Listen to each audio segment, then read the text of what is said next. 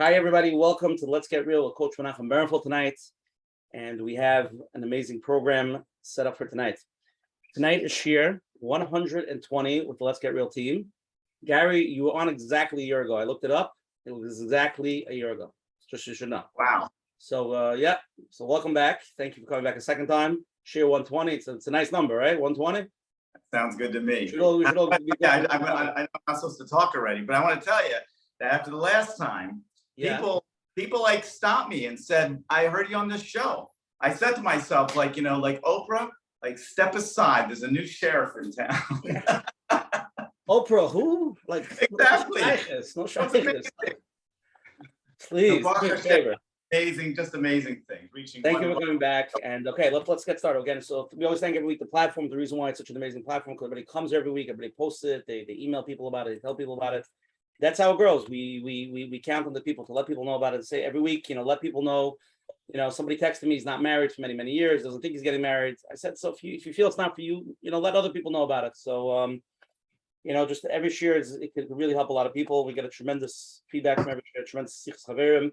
Today, we're going to all schmooze it out together. So thank you for all joining it. Again, if anybody wants to get our WhatsApp flyers, you can WhatsApp me personally at 848-525-0066. That's 848-525-0066. Or you can go to menachembernfeld.com. You could sign up for the emails. Every week he will email you the flyer. And then after the share is done the next day, he will email you the links for the shiurim. They go on a lot of places. They go on YouTube. They go on the Google Podcasts and Apple Podcast, Spotify, Coalition, and then we have a number also people call up to. So keep that in mind. All the people watching the replay on YouTube, please click on the like button. So you get the likes and subscribe. So Menachem, when he uploads the shiurim every Monday morning in the middle of the night, you will get notified of the new share. Again, for everybody who's here, I just want to first always start off thanking the advertising sponsors, the Lakewood Scoop for promoting us here in Lakewood, New Jersey. Special thank you to Ellie and Ariel from Five Towns Central for voting in the Five Towns neighborhood. And a special thank you to Chayla Kaufman Shmuzon for JCM for Jewish Content Network, always promoting us across all the digital Jewish platforms. We really appreciate it.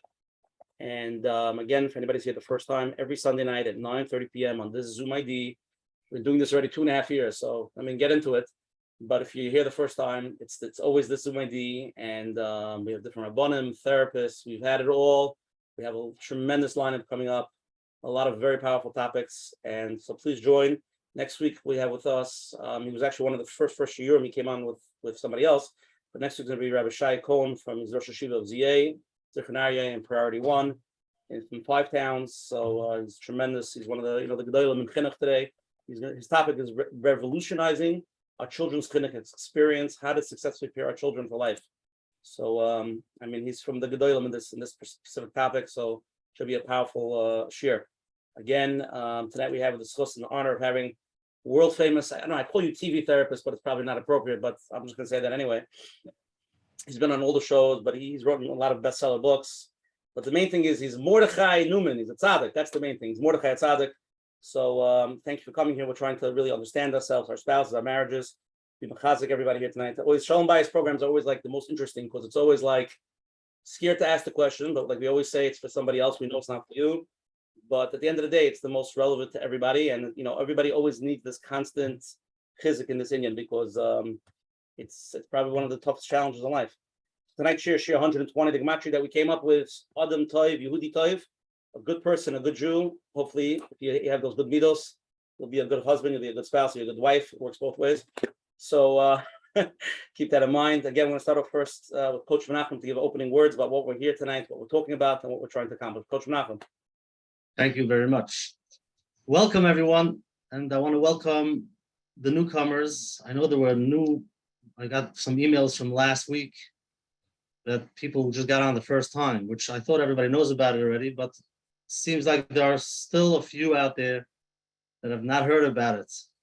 So welcome, everyone. And yes, thank you very much for the feedback last week. Amazing feedback we got from Shimon Russell and Yaakov Solomon. And just to see how much we still need to do the work to bring up the topics, bring up the discussion on the table. And it feels good to see that we can accomplish whatever we do, one step at a time, a little bit at a time.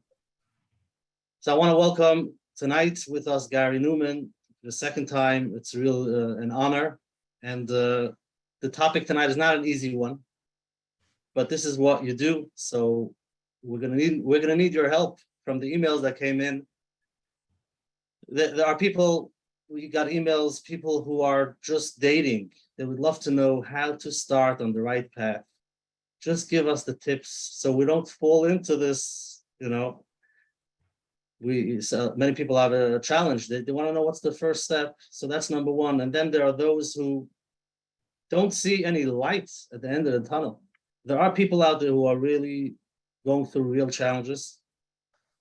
And I'm sure some people didn't even show up tonight because they don't think anything can help them. But if you did show up, that means there's still hope a little bit. So that's the spectrum, going from somebody who is starting marriage, wants to know what are the right steps, to those who have been there for many years, gone to therapy and tried everything and are wondering, what's this all about? Why doesn't it work for me? Or what could I do now? I've tried and they don't see any lights. So here we are with somebody who hopefully could help us with a lot of siyata d'shmaya, but I do want to mention that it's going to be very general. From the questions that came in, it's hard to have that dialogue back and forth. If you have any questions that you feel that it's too general, then unmute, try to ask your questions so you can have the dialogue back and forth to get your answers. Otherwise, I feel many times I get emails that I didn't get my answer. I don't know if it could help me in my situation. What should I do? For that, you have to have that dialogue if you feel comfortable. And in Hashem, with that, we should be able to, everybody, whatever they need, to find those small steps, small ideas, change in perspective, a little change so that they can say, wait a second, maybe, and slowly get some light, shed some light and hope in their marriage so that they can get to much better places in Hashem. So thank you very much for being with us tonight. And in Hashem, we should have a lot of siyata d'shmaya. We should hear what we need to hear so that we can grow and get to the right place in Hashem. Beautiful opening. Thank you for that. So again, tonight, before we get into tonight's share, I just want to talk about last week's share because it was such a powerful share last week. Gary, last week we spoke about emotional neglect. So it was a very powerful topic. And I just wanted to mention, like so many people, I don't know if the people here tonight who heard it, who didn't hear it, but it was extremely powerful. It was definitely something that, most people should listen to. We got a tremendous amount of feedback from therapists that have been working with clients for years. And just from listening to that 2.5 hour share, the breakthroughs of what people found out of self-awareness of themselves was just unbelievable. So it was really, really something spectacular. And I just advise everybody to try to listen to share 119 with Shimon Russell. Okay, tonight's share, we're going to focus on the key differences between successful and failed couples, marriages. Learning how to better our marriages and ourselves. So it's a very broad open topic of shalom bias, really getting into it. A lot of questions came in from all walks. We'll try to cover whatever we can cover, Gary, right? And we'll try to get to it. First, I want to just learn to share tonight for a friend of mine who was very, very sick. His name is Menachem and Devoro. Tonight's share is sponsored again they sponsored also last week, Fresh Start, who also actually Shimon Russell is the head guy who started the program. So I'll just read a little blurb about them. And Fresh Start is an intensive 7-day retreat designed to help you understand, process, and heal yourself from unresolved trauma and abuse. They have one slot open for the women's session starting November 6th, which is in a week. And they have 2 slots open for the men's session starting November 20th. They do week by week, men and women, different weeks. To learn more, you can go to their website, jewishfreshstart.com. That's www.jewishfreshstart.com, or you can call them at 248-301-9997. We're going to post information, send it after the share as well. I personally heard, feedback. The people that went to attend, it was really powerful. It was really life-changing for them as well. So if anybody has any interest, reach out to them. We'll send it out. And Reb Shimon Russell is the co-founder of, and many other trauma experts work to create this incredible program. So if anybody's interested in it, please go to their website. You can email us. We'll send you out the information. I'm going to read Gary Neuman's bio. I'm going to try to shorten it up. And then we're going to start with his opening. Here we go. Harav Goyen Atzadik, Mordechai Gary Neuman. New York Times bestseller author M. Gary Neuman is a psychotherapist, rabbi, and author of 7 books on topics from marriage and divorce. There have been over 1 million copies of Gary's book in print. He's the creator of the Neuman's Method, Creating Your Best Marriage video program. He's appeared in over 50 times on the Today Show, a dozen times on the Oprah Winfrey Show, as well as NBC Dateline, the Katie Couric Show, Steve Harvey, Good Morning America, and The View, and the most famous, world famous show ever. Which one, Gary? Right here, Coach Right Knox. here, right. This is all like, it's almost like downgrading for me to say it. I'm being honest, like whatever, but I'm doing it for you. Oprah has mentioned Gary as one of the most best psychotherapists in the world. When she had him on the most memorable guest show, Gary and his work has been featured in People, Time, Parents, Parenting, Cosmo, Redbook, as well as newspapers including Chicago Tribune, Lakewood Times, Miami Herald, Wall Street Journal, and the Yated Neuman. I'm just joking. Gary developed the Sandcastles program, a group experience for children of divorce mandated in many divorce courts, with over 300,000 children have completed the Sandcastles program internationally. Gary co-hosts a new podcast, videocast, Shrinks on the Street, with his psychotherapist daughter, Esther Halpern, discussing all things psychological. He lives with his wife and children in Miami Beach, Florida. You can go to the website, www.neuman.method.com. Rav Mordechai, the floor is yours. Let's do it. Well, thank you very much again, Osher and Coach Menachem. It's a pleasure. We had a wonderful time last time, and I want to say to everybody that I really appreciate your questions, and I'm here to answer questions, to try to help. That's the reason I think we're all doing this, but that's the reason I'm happy to do this and do it again. Even after last time, people sent me questions, and I will do my best to try to respond to everybody who watches this and post watching it if I can. I'm happy to try to help. So your point is very well taken, is that to speak to each person's specific issue is very difficult, because everybody's not going to necessarily share their personal issues. But it is crucial. Years ago, as a therapist, I know that there's always great advice out there. I mean, you go to any therapist, you go to any bubby, right? And then she's got 100 wonderful ideas to do for your marriage. And by the way, all 100 are probably good to do. The issue is we don't have the time to do all of that in a marriage. So I always wanted to know, what were the critical things? What are the actions and energy that you can do that you will get the most value for what it is that you're doing? And toward that end, I did two national research projects, one where I interviewed 200 men and one where I interviewed 430 women.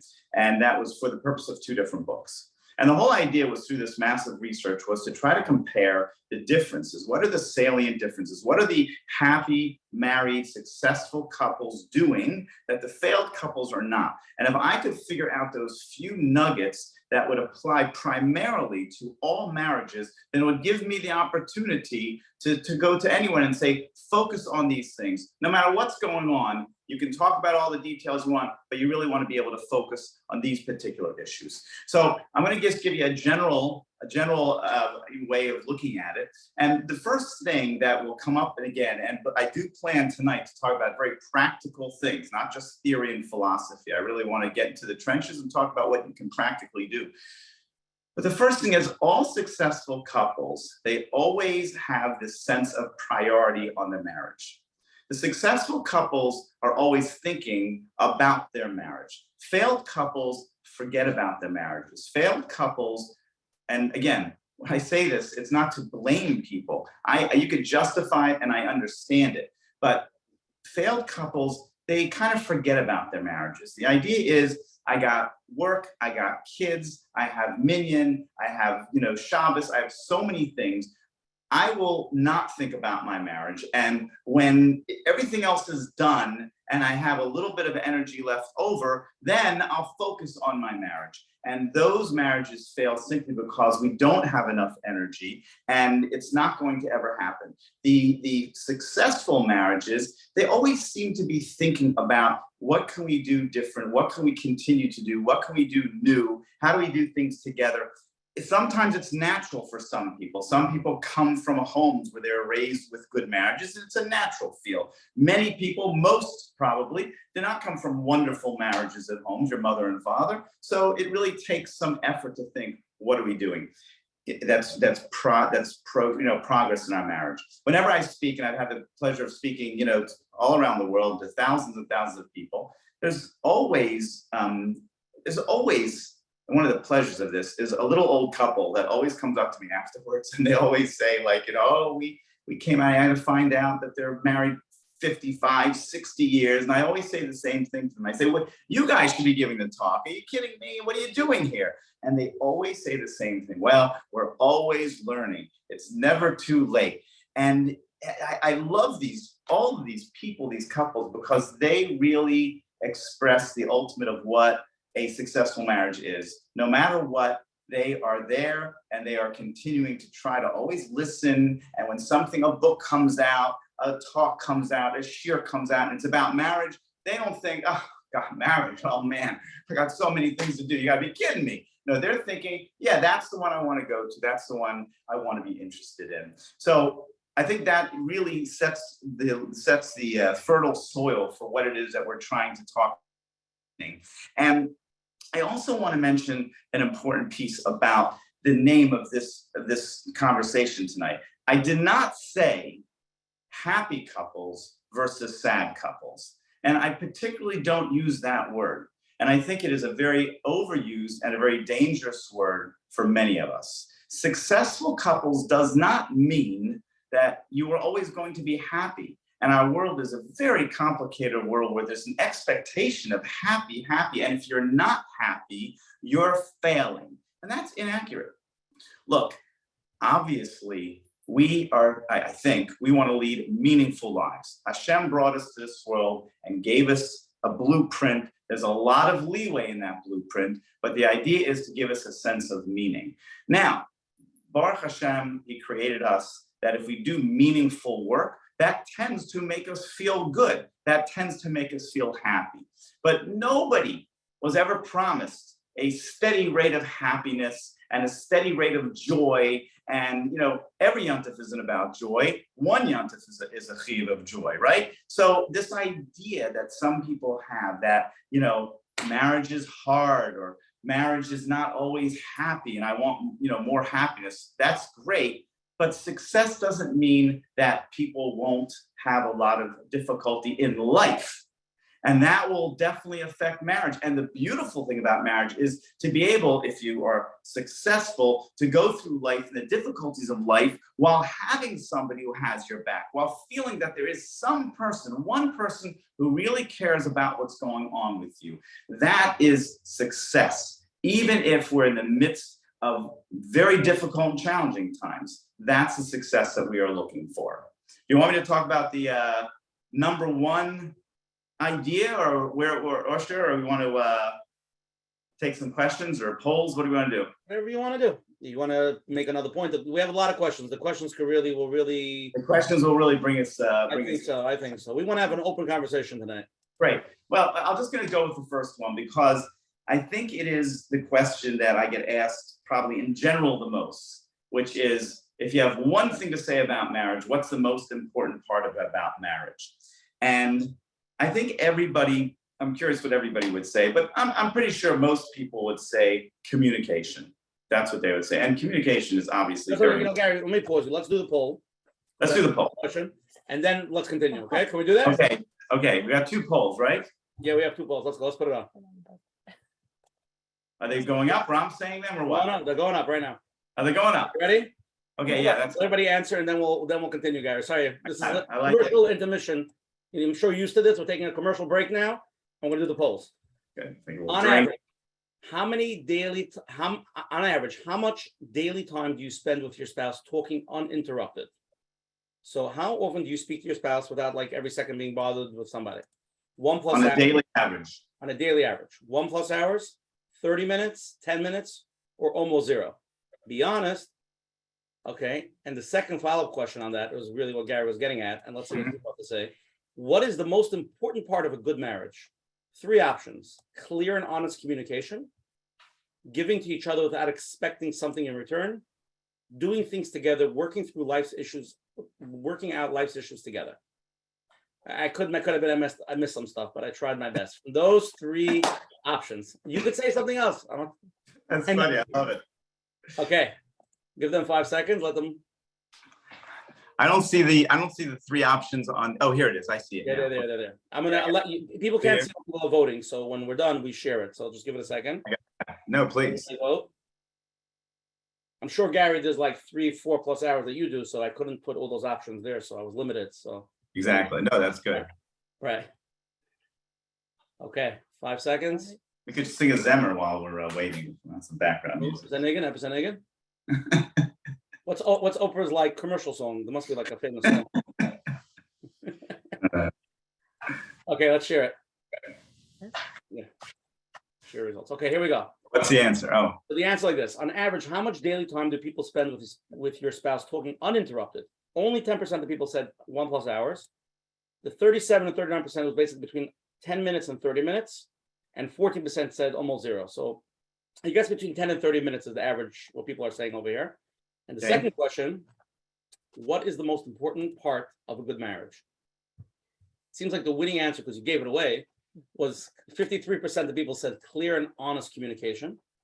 23% of people said giving to each other without expecting something in return, like being a giver. And 24% of people said doing things together, working through life's issues together. That's what the people said. Okay, Gary, now continue. okay, good. So I'd like to talk. There's so much to talk about on here. You can X out of the screen, yeah. And I'm going to talk about the second question first, because that's where we were going. And I didn't give it away. Actually, I thought I gave it away that I was not going there. I think most people say communication. That's what they say. It's funny because the answer I was going to give is not on there. So people didn't have a chance. So that's even better. It's a little trick. Exactly. This was fascinating to me because in the successful and failed marriages in the research, one thing surprised me and that came to fruition. The number one most important thing for a marriage, I believe, and what I've been told through my research, is not communication, very important, not giving, very important. It is appreciation. And it's so interesting because when you really come down to it, people in unsuccessful and failed marriages, they summed it up when we really got them there, that they felt underappreciated. They felt that whatever they did, however much they did, they're working so hard in life as a worker, as a parent, as a spouse, whatever it is. And what do they get? They feel like they're not getting the appreciation for what they do. And that really takes the wind out of their sails. And once that process continues to happen, it continues to go downhill from that point on, and it becomes a very negative response. So, of course, the other things are important, but if you wanted to focus on one thing in your marriage, you should consider what kind of appreciation am I giving and what am I getting?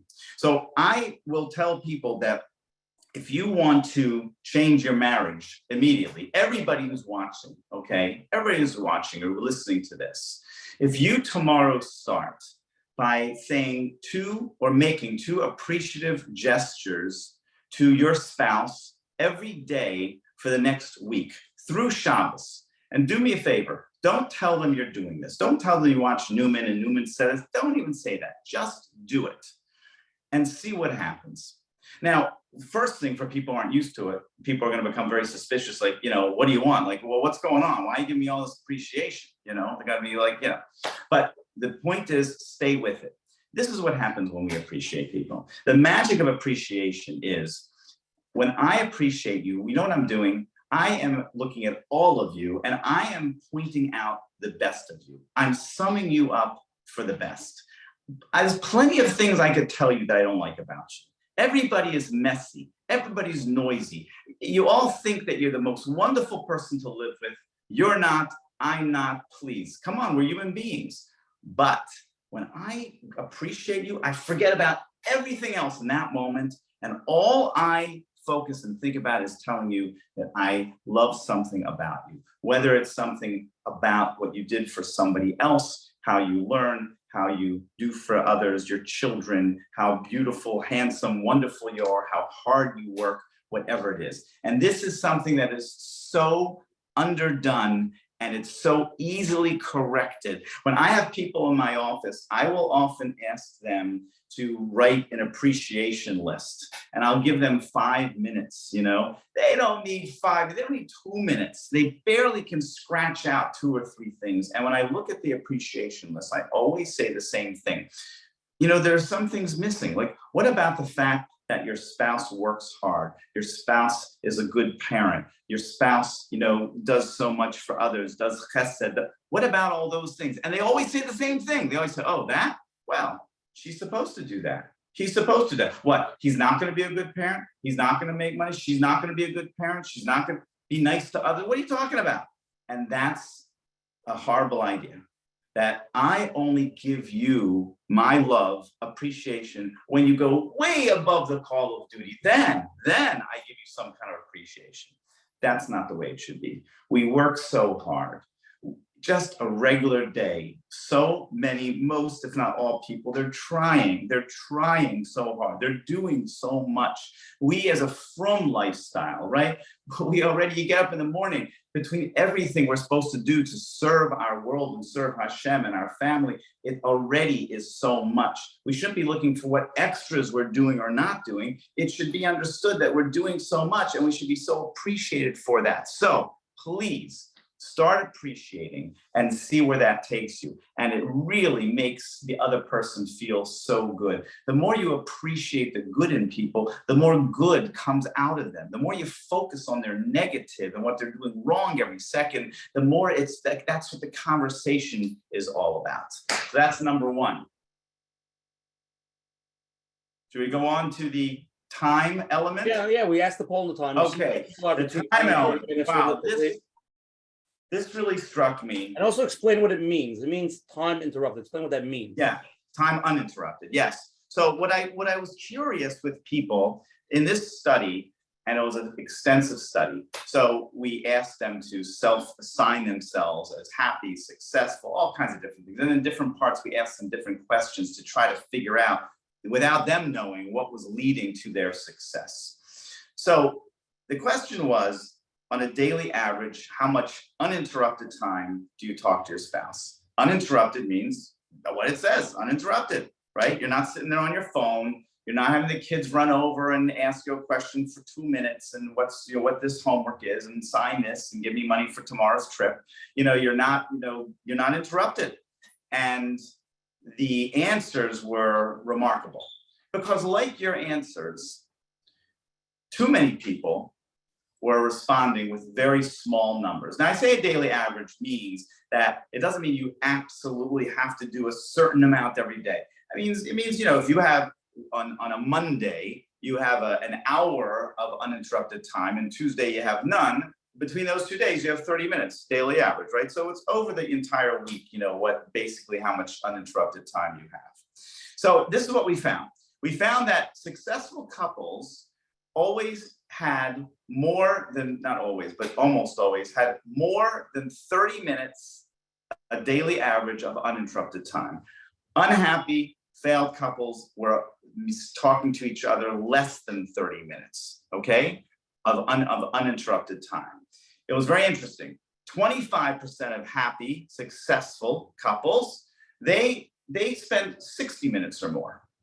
25% of unhappy or failed couples, they spent less than 5 minutes a day on a daily average. So when you plot it along the line, you start to see, oh my gosh, what I tell you is, before you talk about communicating and saying I instead of you darn person, all that stuff, all that you're reading about, the first thing is, you can't even talk about loving somebody, caring about somebody, listening to somebody, being sensitive to somebody, if you're not even spending a minimal amount of time on a daily basis talking to them. How can you could be the most beautiful communicator, but if you don't have time to communicate, and I don't know what's going on in your life today, and I don't know who you met, and I'm not chatting about your problems, your issues, something good that happened, something you're hopeful about, I got nothing. We're not connecting. We're not relating to each other. We're not having a relationship. We're just doing a bunch of have-tos. I have to do this. I have to do that. You have to do this. That's all it is.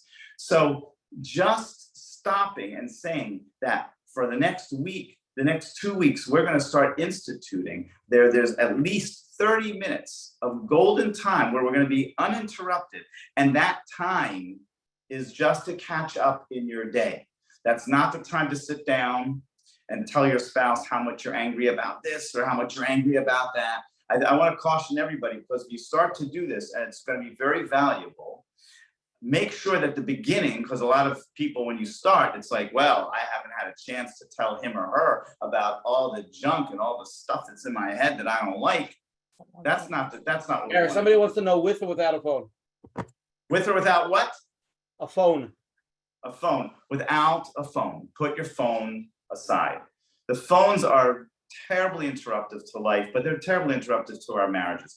I love the phone. I'm not one of these people who like, oh my gosh, phone, texting, we'll never speak, we'll never communicate again. The society is lost. It's unbelievable what we have on our phones. But there is an addiction where people feel that putting the phone away makes them very nervous and makes it very difficult. When somebody says, I have to take this, or they have to respond to an email, even if they say it's going to take a minute, it's going to take 2 minutes, it upsets the entire flow of the particular conversation. So if I'm talking to you for 10 minutes and we're finally, you're finally listening to me and I'm listening to you and we're laughing or we're kibitzing or we're discussing something intensely, and then one of us has to stop and do something. Oh, okay, what do you think? No. It's not like I can't just pop back into it. That's not the way it works. I might have said this, I don't know if this last time, I can't remember, but I once heard a Rosh Hashiva tell me about Rebbe Kiva when he came back after 7 years, and he heard his wife in the kitchen and say, oh, how wonderful, my husband is learning, whatever. And he turned around, he went back and went, that was 7 years, right? So he asked a good question. I mean, 7 years, you haven't seen her, go in and say hi. He just turned around. It seems from the Gemara that he didn't even go in and have an evening with her or talk to her or whatever. Like, go in and talk to her and then leave. And he said, some of this, then it would have been, Rebbe Kiva would have been learning for 2 times 7 years instead of going right back without interrupting, and he learned for 1 full 14 years. Okay, the idea is that obviously when you interrupt, no matter what the interruption is, it does change and shift what it is we're doing and the understanding about what we are doing. So absolutely, whatever you can do, the 2 most important things you can do for any relationship is you can start appreciating more 2 times a day. That's a loving gesture. Remember, that's a phone call to say I love you. It's a magazine, it's a rose, it's something somebody likes to eat, doing something pleasant, whatever for them, telling them I really love that you do this, I really notice how you do that, the nice things. And number 2 is say, listen, honey, I just want to set up some time at, whether it's after the kids are asleep or the kids are never asleep, so we can just, stop. It's 9:30, it's 10, it's whatever. We go into the bedroom, we go out on the balcony. I live in Miami, so we can always go out on the balcony all summer, all winter long, of course. But we go out, we stand out, we just, spend some time talking, and we close the door so that we have the time to be able to really just stay in touch with each other. And it is key. It is key. The more you stay in touch with each other, let me tell you, that you just feel like you're living life together. And very important, you won't be sharing as much with other people as well, because what we tend to do is we just tend to find lots of other people to do all the good talking and all the good kibitzing with instead of our spouse. And that's very sad with all the work that we're doing. Okay, let's get into it. We have a lot of questions here. People want to ask live. Please. Okay, let's start first with a question over here. Okay, here we go. My husband's a good man and a good father, but I am not happy. And I know it's nothing horrible that he does. It's just that there's a lack of excitement in our lives. My brother and his wife travel, even though they have much more kids than we do, and we don't. Whenever we go out with them or friends, it just makes me sad that our life is just not as happy as everybody else. They're laughing and they're so much happier. I know I can't change him, but I wonder, did I make a mistake in marrying him? It really affects me, and I feel hopeless about this. So she said it's a female, is that right? Yep. So she is really remarking about something which is also something that successful couples don't do, and it's really Facebook. We did research about Facebook to find out that can depress people. That people really get depressed looking at Facebook. Now, why is that? Because when you go on Facebook, or now it's TikTok, or whatever du jour the online program is, what do they see? They see everybody else having a wonderful time. Everybody else having a wonderful time. And by comparison, we pale by comparison, because obviously the thing that people post, right? They post wonderful times. They're not posting when they're having arguments, when they're holding the kid's head while they're throwing up in the middle of the night, etc. And even when people go away, oh, it's all just wonderful and champagne in the jacuzzi. But we know the fact is that we go away, and there's plenty of difficult times for a lot of people, and some people do. So the heart of a marriage is to say that I am committed to this. Okay. Now, of course, we're not talking about abuse, but short of abuse, right? I am committed to this. Granted, there might be other people who have a better marriage than you. There are people that have a better marriage than you. Believe me, there's people who have a worse marriage than you. Believe me on that. There's no doubt about it. But what you have is somebody that Hashem brought you two together. You brought these kids into the world, and that's to be taken so seriously as to say, it's my job to make a choice to make this life and this situation the absolute best that I can. The best might pale compared to my brother. My brother might be more easygoing. He might make a lot more money. He might do all kinds of things. And number one, I caution you that looking at that, you might be reading it wrong. And, they might not be so happy. They might have plenty of fights, plenty of things you don't know about. That's number one. But number two, even if they do, the fact is, if you're going to compare your spouse to other people, very often you'll lose if you have that kind of mindset. Now, surely, I'm sure this woman can look around. He said he's a good man. He's a good father. I got news for you. There's plenty of rotten men out there, and there are plenty of lousy fathers out there. So what you need to do is you need to consider, the fact that my husband's a good father, what does that mean to me? What would I trade for that? Would I trade the excitement and the joy that perhaps another man has? If you're married to him, I would. I have to recognize that those things that I see that are good about him, I have to really look at those, and I really have to appreciate them. One thing that successful couples do is they maximize the positive and they minimize the negative. Everybody's got to do that. There is no successful couple that does not do that. You must, in successful couplehood, maximize, I'm going to say it again, maximize the positive and minimize the negative. What do I mean? I mean that, again, I got all kinds of issues. You got all kinds of issues, whoever you are, okay? If my spouse wants to look at all of my negatives, it's a no-go. But if my spouse wants to look at my positives and say, wow, those are amazing positives. Yeah, negatives, all right. He this, he that, she that. Yeah, okay. But this, she, oh my gosh, amazing. You know what I'm saying? We have to do that. We have to do that for ourselves. You have to do that for yourself. And if you're not able to do that for yourself, then some of it is looking within and saying, yeah, why am I not so much happier and so much more comfortable and confident with the good things that are happening in my spouse, in my home? And the more I see that, again, in my spouse, the more I'm going to love him or her, and the more they're going to be that for me. The more love they're going to feel, and the more they're going to feel, wanting to do for the family.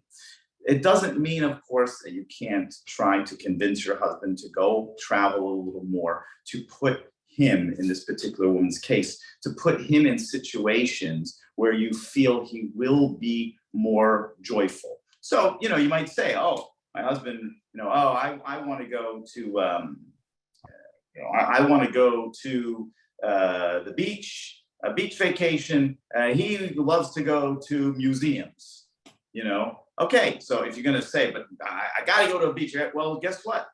If what brings out the best in him and makes him happy is to go to museums, and you want him to be more excited and more happy, then, go to museums. And you might have to forego what is to you that happy time at the beach. I bring this up because my wife likes beaches. I like museums. we always joke that I made a compromise that my wife lets me go to any museum on the beach. Well, anyway, that's not happening much, but we do. But we figure out. So I'm saying that if you do want your spouse to be a little happier, do the things and go to do the things with him that speaks to him, so that you'll see him in a more jovial mood and you'll be able to react and connect to him in that way. Great, Gary, amazing. Let's get to some live questions. You're on first. All right, thank you, coaches, hosts, and Gary. Ooh, mouthful. So I actually had seen you on Oprah. Now it's nice to see you here. Right. I have a couple questions. So before even entering into becoming the successful couple dynamic, and now hang on to the screen. Okay, there we go.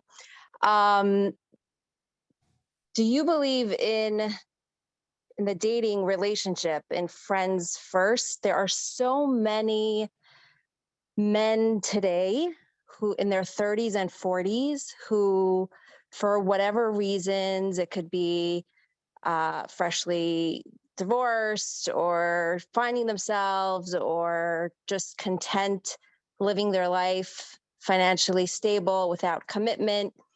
Do you feel that it's even an option to meet them because maybe you're going to be the one to all of a sudden they're going to feel they're ready? Okay, you want me to answer that for you? You had something else?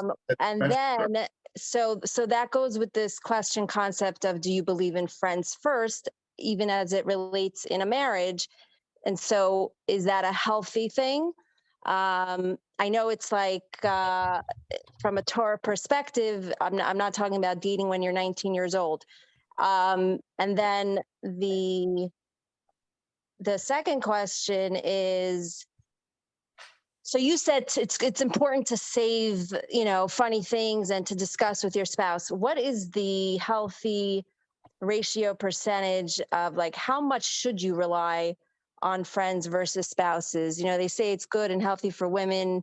Everyone have outlets. Everyone has like a circle of friends, because you don't always want to vent, and I'm not talking about venting about your spouse, but about whatever's going on in your day. Yeah.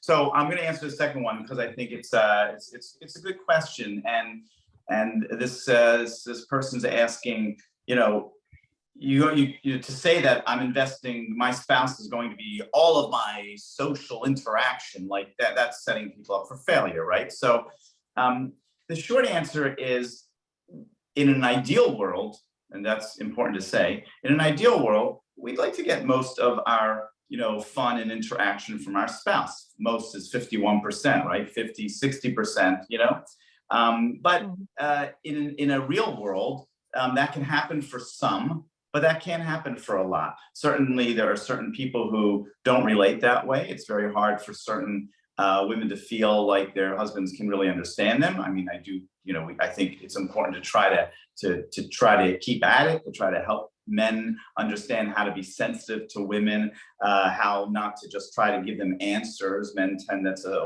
old thing that they do. We try to solve the problem instead of just listening, and respect our spouses and know that they can solve the problem too. They're not asking us for solutions. So there's things that we can do to help our husbands know better how to respond to us.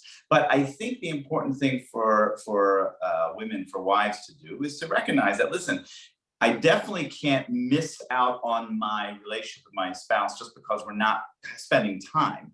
We're not, dating, we're not vacationing, we're not spending the nightly, daily average time. That's not a good reason, okay? Because I have to put in that time in order to feel. We need that as a minimum to be able to have that sense of communication, that sense of love.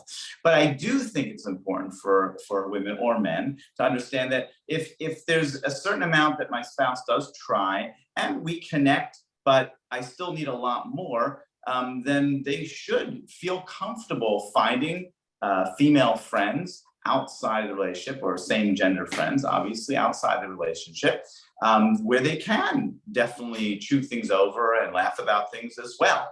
It's just that you want to keep that balance, that even if I laugh with my best girlfriend today, that tonight when I get with my spouse, I say, oh my gosh, me and Hannah, we were like laughing about this or that or whatever. It's nice to bring these things, back to the relationship. So it's not things that are so exclusive of the relationship. But it's okay if it is, it's not cheating if you're doing that. It's just a matter of always making sure that you're still getting a significant amount from the relationship, and that you're at least putting the time and the energy and the effort in order to be able to do that. So does that answer that question?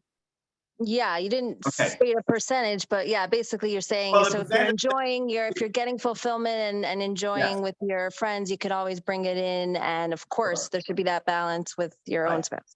Correct. I did say 50 to 60%. However, a percentage is really irrelevant because unless you're a mathematical genius, I'm not sure anybody's walking around, considering the exact percentages up But there. which one should be more with your spouse? You're saying, of course.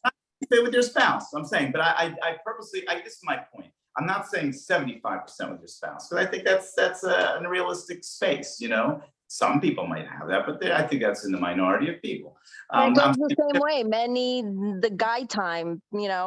Guys like taking guy trips. For sure. Now, now understand that in the frum world, right, there's a lot of guy time. So there's a lot of built-in guy time if you're a frum man. So there's minyanim, there's kiddushes, there's a lot of guy time built in to the structure in a frum lifestyle. So I think that there are people also who are still looking to do other guy trips and such, and that's okay. But for men, I tend to feel that there's much more of an automatic meeting place. It's just because of shul and learning itself than there is for women. But obviously, women find their way. To go back to your first question is, I'm suspicious of taking a loving, wanting to give, a female who is looking at somebody who is somebody who doesn't seem to be that interested in marriage, or somebody who's very comfortable where they are. Of course, they might eventually, marry somebody, and it's nothing wrong with dating that person, but there is something wrong with dating that person and expecting something unrealistic when the person has told you, or people have told you about that person, that he has let it be known that he's happy where he's at. So okay, whether you want to strike up a friendship with somebody with the possibility, although it be faint, that's up to the person. But if a person is really interested in a serious relationship, she should look at somebody who is interested in a serious relationship rather than consider the fact that she's going to harangue some guy who doesn't want to be in a serious relationship into one. Okay, beautiful, Gary. A lot of live questions to want to get to. Let's go to the next live one. You're on. Hi, can you hear me? Yep. Hi, okay. Hi, Gary. Thank you so much. I had a question based on the research that you've called and the perspectives that you're sharing. How would you say this translates to suggestions when dating for the second time, like post-divorce? Well, post-divorce, dating for a second time, if people have children, and they might still want to have more children, but I think a second marriage, I do see differently for people than a first marriage. Because in a first marriage, there's a lot of career development. You know what I'm saying? We're trying to build a family. We're trying to build a bias and be a straw. There is a lot of that. In a second marriage, it's difficult.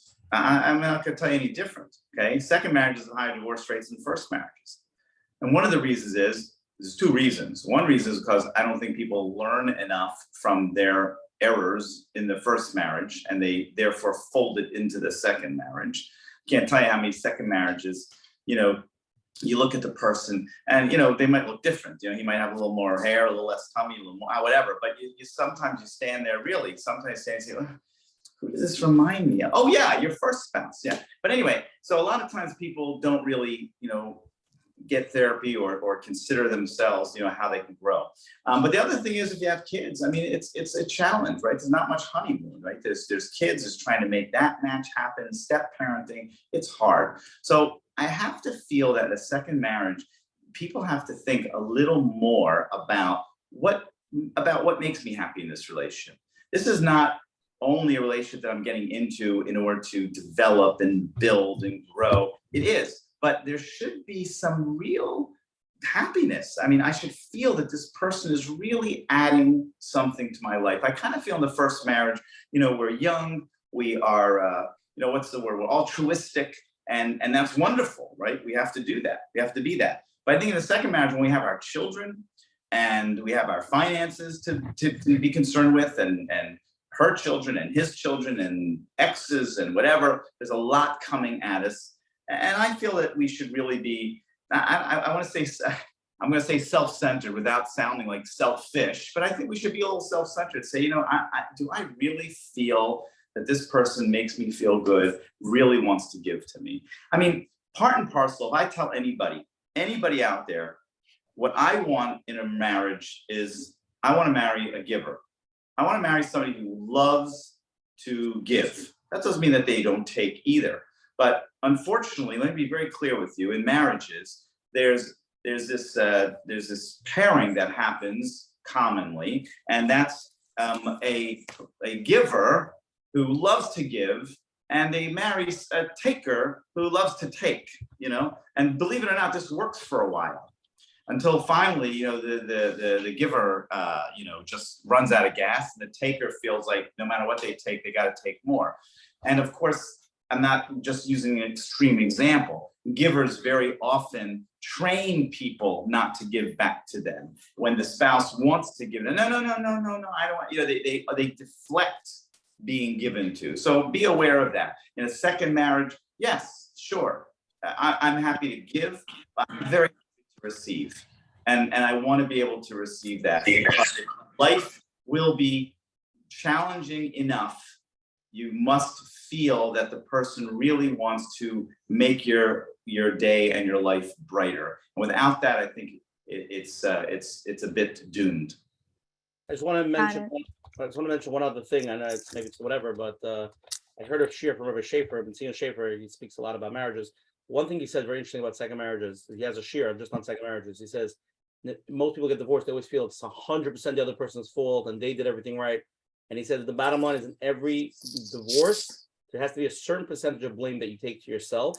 And that's the part you have to work on in therapy before you go into the new marriage. Just going in saying that person's 100% wrong, even though it might be like that, it's not realistic, because internally there were things in you that caused the marriage also to end.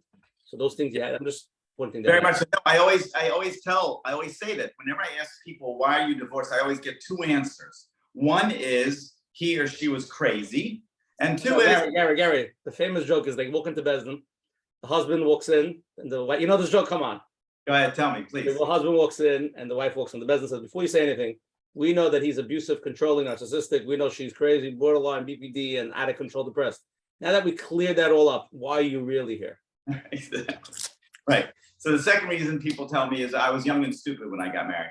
Whatever it is, there are all ways to deflect what I've done. And I think what's important about the point you made, and whoever it is, Rabbi Schaefer, I think you said, who right. made it, is when people sometimes think I wasn't at fault, what they mean is I wasn't the aggressor, okay? But what you need to learn, even if you feel like you were beaten up, even if you feel you were emotionally abused, if you feel you were physically, you were physically abused, guess what? Before you move on, you have to understand, why did I get into that relationship? How did I stay in that relationship? What is it about me? So it's not just, I think people always say he or she was crazy because they think that person was the more aggressive, assertive one. But that doesn't mean that you don't have a lot to learn about how you didn't stand up for yourself, maybe, how you were placed and allowed yourself to be in a weakened position, how you continue to give to somebody who was not giving to you, how you were unable to ask to be given to. That is crucial if you want to get healthier and be able to play into another relationship. Okay. Let's go to the next live question. Hold on, I'm muting. Hi. Hi. I have a question. why is communication not the most important thing in a relationship if showing appreciation is through communication? Well, first of all, if you want to say that appreciation, because appreciation can be done through different forms of communication. Of course, if you give somebody a hug, I guess you would call that communication. But normally people talk about communication just about the verbal conversation. Communication, and that's my point. My point is a lot of times things are expressed through things other than simple words. As a matter of fact, most of communication is actually done through nonverbal cues. So for everybody who says, I just have to say my words, it's not that simple, right? I can say to you the same words and they can mean two completely different meanings. I can say to you, that's great. Or I can say to you, that's great. You know, so much of communication is tied up in, reading micro expressions, your tone of voice, your body posture. So it's not in any way to diminish communication. And according to your point, yes, if you want to say that appreciation, the only way you can appreciate is through some form of communication, whether it's verbal or nonverbal, then you would be correct. It would come under the direction of communication. What I just mean is that people tend to get lost in a lot of details in communication. Instead of saying, you hurt me and you, or whatever, you do this, you do that, instead say, I felt this way when you did. I mean, that's all good stuff, 100%. I didn't say that communication was not high on the list. I was just saying that as far as doing something practical and quick, I think appreciation for me in my study rose above the feeling of underappreciation. Now, to your point, in order to feel appreciated, you might have to communicate that appreciation. But I think what people tend to mean is like, how do we learn how to fight right? And how do we learn how to talk to each other correctly? And definitely important, but for many, many people, that is a hard thing to learn. And it is a skill set that you need to learn. Many people need to learn it. And I'm happy to tell you right now that the old standby, which all of us should learn for our spouses, our children, our business colleagues, for everybody, is when people talk to us, is stop thinking, how would I feel if I was in their shoes? What's the answer? How do I want to respond to them? And instead just shut down and think, what does it feel like to be this person at this very moment? What does it feel like to be this kid? Not, okay, the kid got, pushed over. Okay, big deal. Big deal. To him, it's a big deal, I always kid, like if somebody, if your kid gets, hit at school, and the parent sits there and, okay, I like it, hit him up, whatever, I think to myself, really? I said, if somebody came over and hit me in the street, that's assault. That's a criminal offense. Are you kidding me? But our kid, so stop thinking about yourself. And instead always think, what does it feel like to be this person at this point in time? And then you almost always come out with the right thing. Oh, I can't believe that happened. You must feel so sad about that. Or that's wonderful that you must feel so good about what happened. You stop worrying and thinking about the right answer and you just stay with that person. That part and parcel is the most important part of any communication, is just to be there, because that's all we want in communication. So I'm happy you brought it up, because I didn't mean to neglect it. All we want, the most important part of communication is human beings. We live in packs. We need each other. We need a minion. We need a community. Why? Because we need other people just to feel and get us. I don't care, a person, Rahman al-San, with a terminal illness can talk to somebody for a half an hour and that person walks away and they feel better. They're not living any longer. Nothing's changed, but something? They feel better. A little kid, a spouse, whoever feels nervous, they talk about it with their spouse, talk about it with their parent, and the person just understands it, they get it. They don't have any answers. You know what? They feel better. They have gotten it out. They've shared it with another human being. That's the bracha of neshamos, and we're all connected in some way that we can have this powerful, magical impression on each other. It's remarkable. We do it every day if we do it successfully, and we don't realize what a nace it is that we're able to do that for each other simply through a hug, a loving look, or a comment that says, I really get you and I really understand you. Very, very, very powerful. I'm just wondering, I think before we continue to the next question, I think it's important. You mentioned very good skills, communication and appreciation. My question is, why is it sometimes for people, sometimes they're struggling, why is it so hard? If it sounds simple, just communicate and show them that you appreciate. And then we know many out there that are struggling and feel like we've been there, done that, doesn't work. Maybe there's some idea. What is it that's you can maybe say it's hard for people to communicate the appreciation or to just show appreciation? I'm just saying it sounds simple. Well, first of all, let me explain to you that it's my job to make it simple. And I want to oversimplify because it makes the point that, yeah, if you're not doing it, then to your point, Coach Menachem, there's something wrong with you. That's what you have to consider. Now, having said that, and of course, I don't know everybody, so don't tell me that it's not really you, whatever, it's fine. But that's the point, right? It is that simple. So if you're not doing it, there's something wrong with you. Now, why is it that somebody doesn't do that? And to that, it's a complicated answer, but I will oversimplify it as well.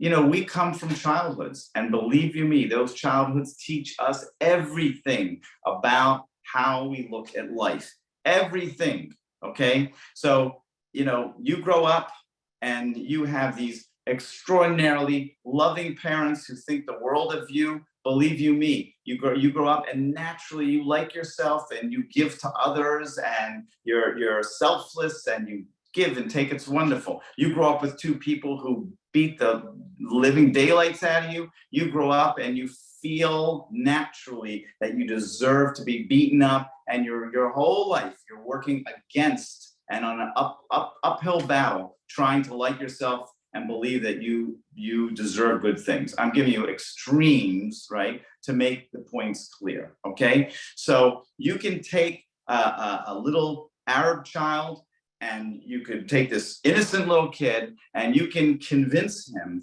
that all Jews are bad.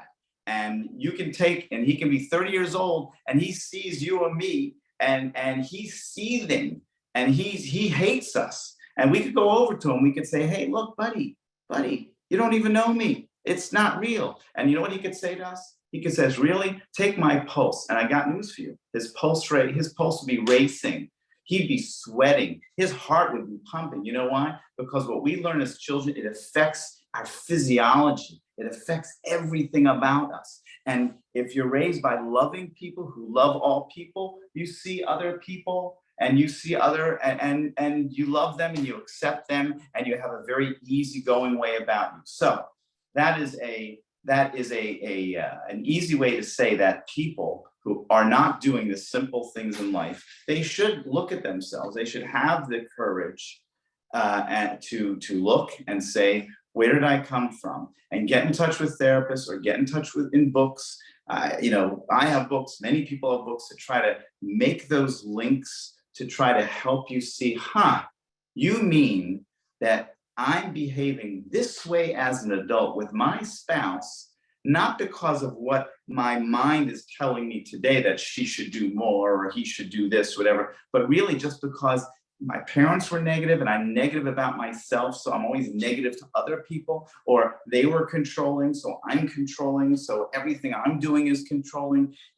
We should start looking at those pieces. And I'm happy to go on about and give other examples, but obviously, unfortunately, it's not a simple line from it's a squiggly line from childhood to adulthood. Because if we all realized it, we'd all say, I gotta stop doing that. And this is the downfall of psychology. The downfall of psychology is psychologists have wanted to teach us that your childhood screwed you up, messed you up. Too bad, that's the way it's gonna be, So the heartache of telling people that is awful. Instead, what psychology is meant to do is to say, yes, you can blame your childhood, but the point is that you're supposed to say, if I can convince myself that my childhood is really what is causing this, then that empowers me to say, I don't want to be that anymore. God bless mama and papa over there. Let them go to Olam Haba. I'm not judging them as parents, but I can realize that there are some wonderful things I picked up from them and some negative things. And if I can realize that the primary reason that I am not doing great in my life is because of some of the negatives that were imbued in me as a child, then that gives me the empowerment to say, okay, I don't want to always be my parents' son. I want to be Mordechai Gary Neuman, and I want to know what that works for me. And it's going against the grain because the natural feeling is always going to feel a certain way that's negative and not good. Always consider that when anybody feels angry, hostile, they don't like their spouse, they don't want to communicate, they're upset, they always think that everybody would feel that way. And logically, we know that there's no such thing. You can't put anybody in one situation. You could get 10 people to feel the same way. Ain't gonna happen, you know? So why is it that one person in the same exact situation feels very differently than somebody else? It's got to be something more than just the logic that's going through your head. Is that to speak to that? I think that was a very important piece to understand. Yes, for some, it could be very hard. And I'm just going to take it to a drop more. So, okay, now I understand. But my spouse doesn't want to go for help. This is exactly what they're suffering from. I'm trying to do whatever I can, but my spouse doesn't relate. And he or she, they're just saying it's me and they don't want to go for help. What do we do now? So listen, there's no doubt that that's the hardest situation that you're talking about, when one spouse does not want to look at him or herself and doesn't want to get help. I mean, the only thing I can say at that point is you do your very best to get that person help. Whether it's getting a Rav or somebody that the person respects to convince them to go for help. People threaten divorce, legitimately, unless we get help. If it's that meaningful to somebody that they feel they have to do something in order to make, some kind of difference, then they have to push that agenda if they feel it's unlivable or it's so painful or hurtful. But the first thing I would tell somebody is get help yourself, because who knows, maybe you're the one who is maybe taking things more personally than you need to be. Maybe you're the one who's feeling it worse than perhaps you need to be because your spouse is pushing a button. Triggering is the word that everybody uses today, right? So that when you mention something about my lack of skill, or my weight, it reminds me that, mom had me on diets since I was 6 years old, and you've really torn into a sore spot in me. So suddenly, instead of me saying, all right, that's your opinion, but I look great and I'm good at my skill and whatever, but you've tapped into an old wound of growing up feeling like everybody thinks I'm not valuable and I can't do anything right, and therefore I'm really taking it in the gut and coming back at you with much more pain than I need to. Sometimes getting help yourself can soften a lot of that, and it can also give you a little less noise in your head so that you can actually express to your spouse in a healthier way what it is you need, rather than screaming, yelling, crying, silence treatment, running away from it because you're so hurt by it. So in any case, you can get help yourself first and then see what your next move. And very often a decent therapist would be able to hopefully, figure out a way to help you get that person in for help as well. Beautiful. Okay, so now I'll take it to the next question. My husband is constantly upset with me because I don't have time for him. We have 6 kids, and when I'm done with homework, dinner, and being a chauffeur all day, I'm exhausted. He returns from Marath and is learning and expects me to look forward to seeing him. I get that, and I want that too. But he gets mad, and frankly, I'm just too tired. And when everything is done at night, I need my own time to relax. But he gets mad if I'm on my phone, texting with my friends, my sister. I don't know what to do. I'm happy he learns after dinner, but it leaves me with everything in the house to do most of the time. It's a great question. It's a great question because I think most people feel this on some level. I mean, maybe not to this person's. I don't know if this is extreme, but I think a lot of people feel this way. And whether people get very upset or they're very understanding about it, that becomes the issue. So there's varied parts to this question, but the main thing is that this couple has to figure out a way to spend time, and if she's asking the question, but if the guy was asking the question, the husband was asking the question, I would say to him very carefully, look, you want to spend time with your wife. That's fantastic. And she should be complimented, right? He wants to spend time with her. That's always a good thing. People always complain, usually commonly it's a lot of times they get the other way around, right? The woman wants her husband and the guy's always like, she wants to spend time. I always say, hey, listen, by the way, it's a good thing. Thank goodness she doesn't say, that guy left. Thank goodness I don't have to spend time with him. It's good that she wants to spend time with him. It's good that he wants to spend time with her. But the thing we have to say is it becomes a responsibility of both people to make that time. And this is where I get to, and you can ask Shila's, but this is where I get to things that people feel are have-tos. And the have to do comes before the marriage. And the bottom line is, if he's going to Minyan and then he's learning and then she's doing the homework and doing it, there's going to be a lot of distress and a lot of tiredness. So I would say to him, consider whether it's one night, a couple nights a week, can you shave off some of that time? Can you help your spouse? In other words, if you want your spouse to be more energetic for you, with you, then, what can you do around that? Can you get, can you afford help in the house so that reduces some of that energy? There's very practical things that people can do in the name of making our marriage better that we don't do.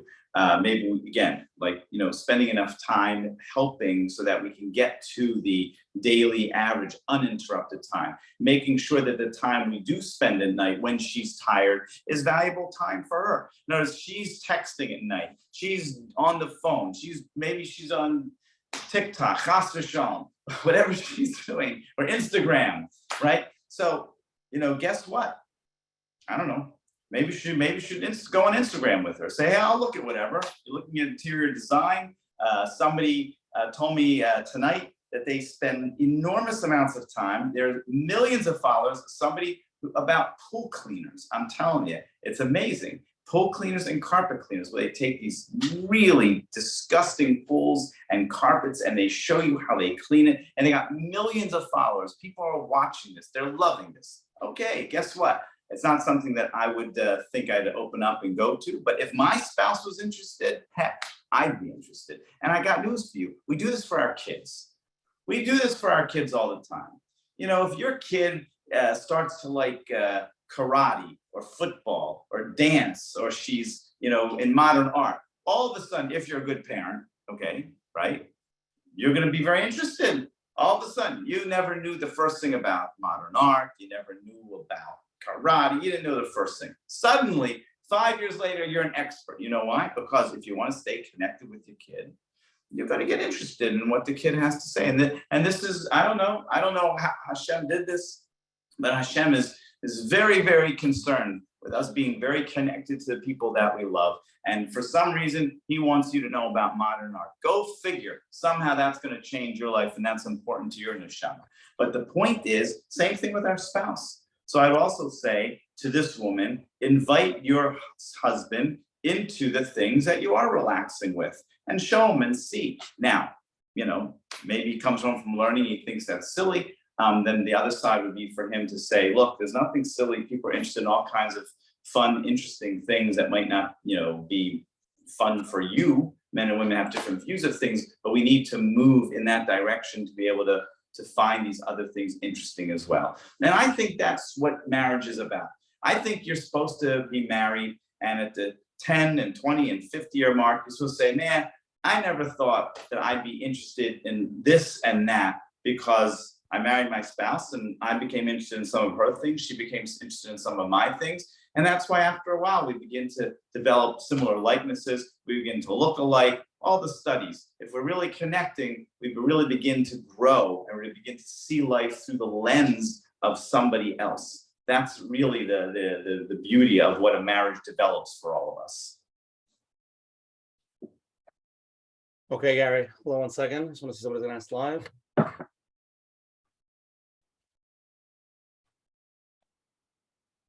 Okay, you're on. Hi, I'm a little bit nervous. Don't be nervous. Don't be All nervous. right. First of all, thank you so much for coming on.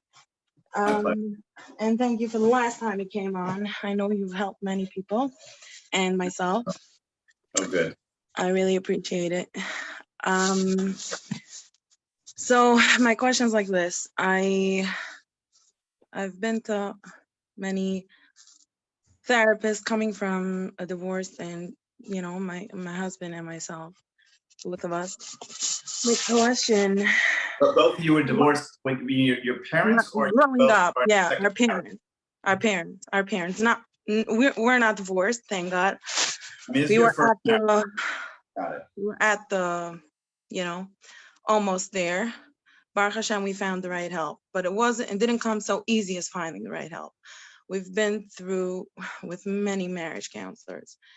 My biggest thing that I want to share up live, usually I don't come up live and I'm really anxious about it, but I decided to do it because I find that it just breaks my heart to watch so many kids suffer because of and I don't want to say this with any judgments at all. It just really breaks my heart watching so many families collapsing because of choices. I see it for myself and for the many people that I work with or know that chose to divorce. They had a lot of support from their family to say, to do this, to push them to divorce. Now I'm thankful for not having family. But at that time, I see many families mix in and get involved and tell them to move away. And I find also many married people who are supposed to be adults are still children and are waiting for people to rescue them. So what can you say to adults who are married to be adults and find themselves? Because I find even Dr. Edith writes in her book how she divorced her. Dr. Edith Eger, in her book, The Choice, she writes how she divorced her husband and then they remarried. I mean, yeah, but how she had to marry herself first. What can you say about marrying yourself first and getting to know yourself first before you get married? I know there's divorce. I know there's, for a reason there's Hilchos Gittin, but still. Yes. Yeah, you really bring up a lot of, I really appreciate it. I appreciate you working through your nerves because, again, I think when people listen, there's nothing as impressive as somebody who has herself come from a divorced home and has been on the brink of divorce in her marriage and has worked to save her marriage. So I really, really want to thank you because, this is how we all help each other. And it's good to hear your voice. Your voice is very important to all of us. So I appreciate that. I want to pick up on a couple of things that you said because I think we can learn a lot of different points from what you said. The first thing that I don't even know that you meant to say this, but this is very important advice, is you said we went to many marriage counselors. This is a very important thing. I don't know how many good marriage counselors there are out there. I don't know. Not as many as I'd like to think, but it's like every doctor, every process, you have bad, you have good, you have great, everyone's not great, Marriage counseling specifically is a very hard thing to do. I do it, I love doing it, and I've done it for 35 years, but a lot goes into managing two people at the point of crisis and not making them feel like you're on one side and the other side. It takes a lot of skill. And to your point, if a marriage counselor is not working, leave the marriage counselor and go to another marriage counselor. These are the most vulnerable of times. Leave the marriage counselor. You know what it takes to get a man to go to therapy? Yeah. You know what it takes? Okay. So it takes a lot. It's not fair. It's just not fair having marriage counselors that are, have the license and they end up really messing around. Well, I agree with you. I agree with you. I think there are a lot of, I wish that, I think people do individual counseling, which a lot of times ends up being a kind of coaching and just support, I think can be helpful. Then when marriage counseling, the reason marriage counseling can be hurtful is because when two people finally go to marriage counseling and the marriage counselor does not do an effective job or makes things worse, then that couple thinks, well, we tried that, like, what are we gonna do now? Like, now it's over, like we got nothing. So it's important, number one, to try to get to a marriage counselor that you hear good things from multiple people if you can. And number two, like to your point, go for 3 or 4 sessions. That doesn't mean 3 or 4 sessions you're going to be cured. It just means if the two of you are not feeling that we're moving in a direction, we're feeling that we're heard and something practical is happening, then say, we're done, or tell the therapist and then find another therapist. Like, you must sometimes shop around to find the right person who fits for both of you. So anyway, I think that's, I don't want to spend more time on that. I want to continue what she said, because what? I want to continue one of the things she mentioned. Yeah, I want to go on with what but it was said. actually another point, another question somebody asked. She mentioned that she came from a divorced home and her husband came from a divorced home. And obviously that's, that's probably one of the issues that, make marriage difficult. So somebody wrote in a question, unmarried girl who's starting to date, she said she comes from an extremely dysfunctional home where the parents were separated for many, many years.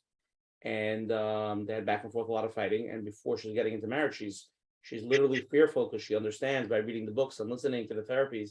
I mean, being an intelligent person, doing this research, that her ratio for failure in a marriage is very high. So I just want to continue on that. Yeah. So to your point, that you were trying to say beyond that, which this wife was making, was being able to, as you said, marry yourself. But the point is, it is very important. And we do live in a world where there's so many books and seminars and shiurim. There's so many things that can lead you in the right direction of self-exploration. And I think that is very important. And I think before people get married, of course, especially if they come from divorced homes, or as you say, it can be a very hectic home, doesn't have to be divorced. Remember that a lot of people are in failed marriages. They're not all divorced. About half of people who are still married, they're in negative marriages. They're in failed marriages, but they don't necessarily get divorced.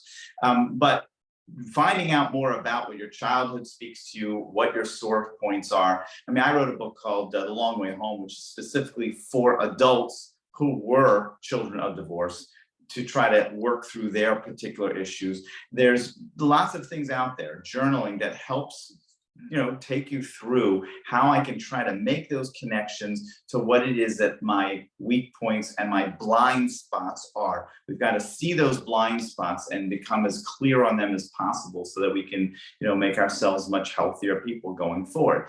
To your point about families, I think it's another very important point. Listen, families mix in, it's an issue.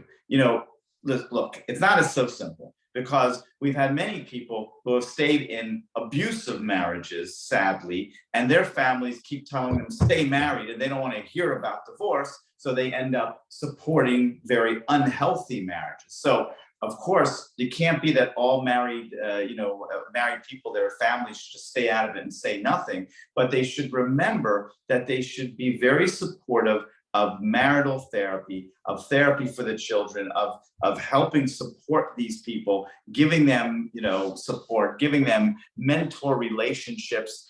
Sometimes just, if you have a suffering couple, it's a sister, it's a brother, spend more time with them together.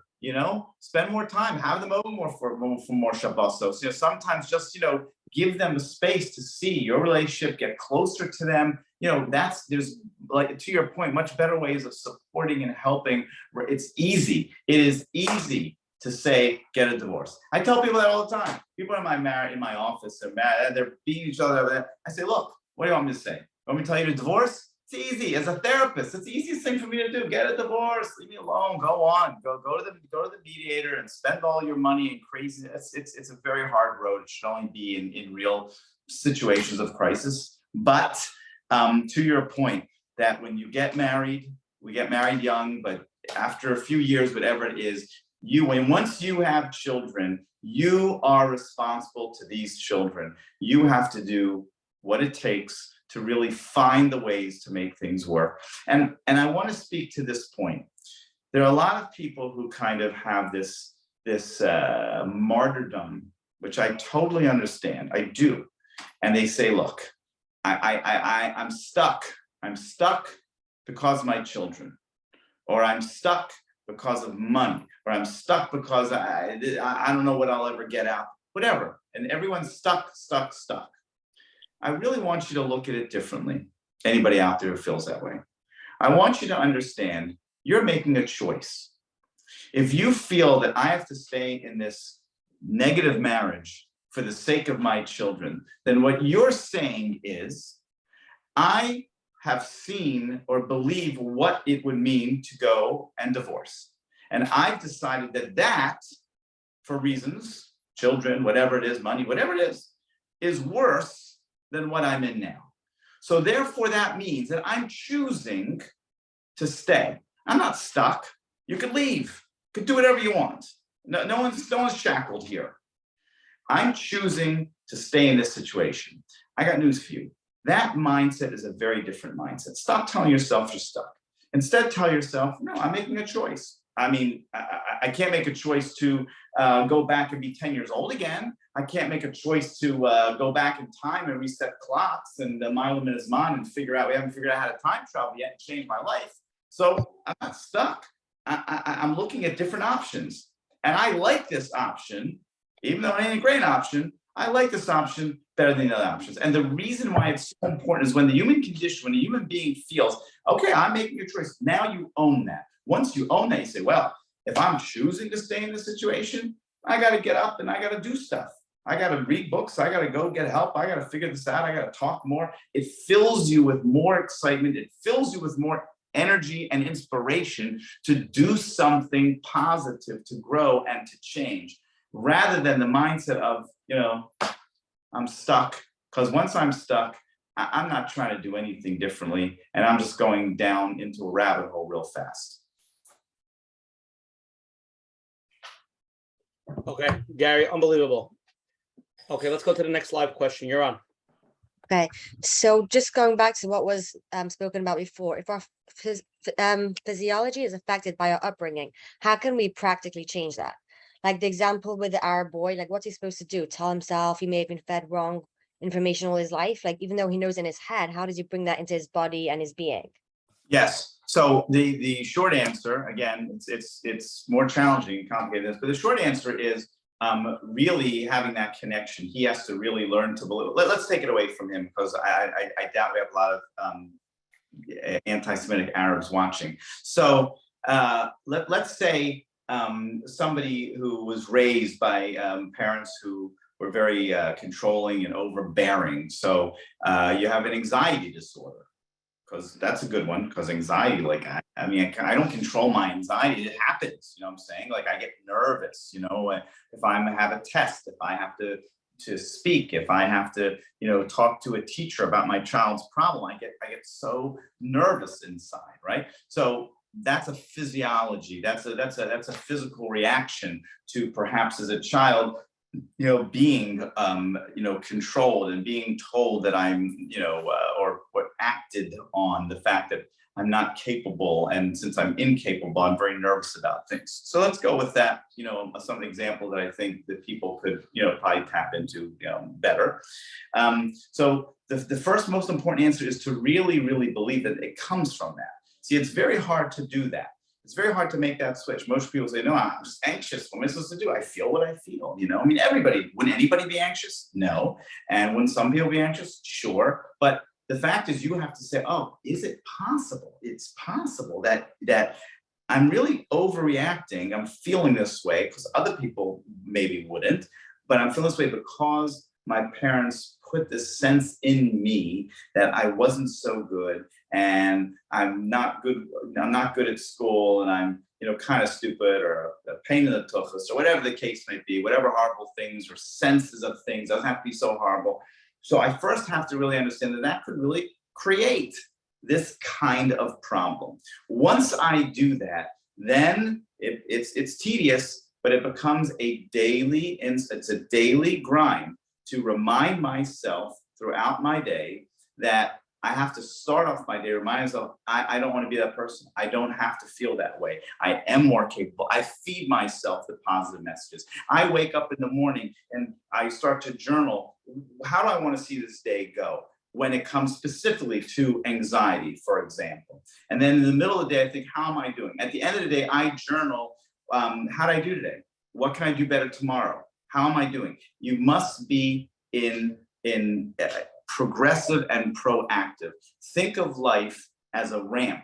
You know, it's not a staircase. Staircase, you go up a step, you rest, you know? Ramps, you stop on a ramp, you're being pulled backwards, you know? It's constantly a struggle. You gotta be able to move forward. And it becomes that connection to understand that I am gonna change. And it's not gonna happen by just not thinking about it. It's only gonna happen through a conscious state of effort and energy. And eventually, when you do that enough, you actually can change your brain. You are that malleable where you no longer have to work so hard to manage or prevent the anxiety in this particular situation, you know? And instead, all of a sudden you're gonna go like a couple of days, oh my God, I didn't think about being anxious and I haven't even had to do that and it hasn't happened, hasn't come back.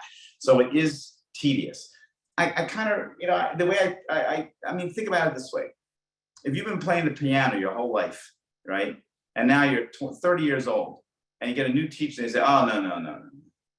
You don't understand, you're playing it wrong. You know, you're holding your fingers like this and you should really have to hold all your fingers like that. You know, I'm making a tiny difference, right? So you know how cognitive and tedious it would be to start all of a sudden playing the piano every single moment, you know, remembering that you got to change the angle of your finger. It's a lot. And if you just go into closing your eyes and playing, you're going to go back to the old way and you're going to reinforce the bad habits that you learned when you're playing the piano.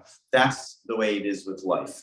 Also, when you want to make these changes and you realize that you're in control, that these changes happen from childhood and you can actually make these changes, you start to actually look at things to do. So anxiety, you start to learn, hey, you know something? I can meditate. When you think it's happening to me, I don't know what to do. I have to breathe, take medication, whatever, which I respect. You know, of course, I'm not making light of it. But when you're in that mindset, you don't think, no, I'm getting control of this. I'm going to meditate. I'm going to get acupuncture. I'm going to breathe. I'm going to, whatever it is, I'm going to throw everything at the wall, you know, to see what sticks. And I'm going to make a concerted effort to change my life because I really can do this. This is not something, even though it's an old friend, it feels like it's my DNA, not my DNA. It's something I learned. And very often it was incorrect. It was a lie. We lie to our children. We are always lied to by our parents. Some of them are good lies. When a mother looks at her child and says, oh my gosh, you're the cutest kid in the world. You know, believe you me, she did not take a statistical survey of the neighborhood kids to decide where you plot along the continuum of cute kids. But you know something? It works. Good for you. Great. You're a little tzaddik. It's beautiful. Fantastic. That's good stuff to say to your kid. I don't mind. But unfortunately, with the same thing also comes some of the negative stuff, you know? And we say, oh my goodness. Sometimes my parents, because they had issues, they had problems, they had a bad day, they had fights, sometimes they didn't love me the way I deserved to be loved. And by realizing that, I can say, oh, so now that was a lie. That was an inaccurate, it was an inaccurate perception of who I was. And I'm still carrying that. And now that I know that, the world is my oyster. I can open up and I can do whatever I want to do. And I'm going to take as much control over my own life to make those changes and focus on them as much as possible. That's how you do it. Very difficult to do, but absolutely doable for people who want it to happen. Okay, Gary, let's go to the next live question, if that's okay. Still have a lot more to go to. I hope you have all night. It's Florida, every year on vacation. Okay, you're on. All right, I gotta take some deep breaths here. I'm so excited and intense about this. I'm like, all right. Is this me? Yes, you're on. Okay. First, thank you so much, Coach Menachem and Asher Parnas. I've been listening for a number of months, and it's really helped me put certain things into perspective. Dr. Gary Neuman, I think I've watched every YouTube video of yours. And I'm very, very nervous right now. Okay. So am I. Understand, we all are. So I knew from the beginning of my marriage something was off, but I didn't know what. And I sort of grew up with such things don't happen in our family. So I never told anybody. I'm married over 20 years now to an addict who says he wants to be better, but doesn't really want to do the work. He's absent parent, doesn't really go to shul, doesn't really support the family enough.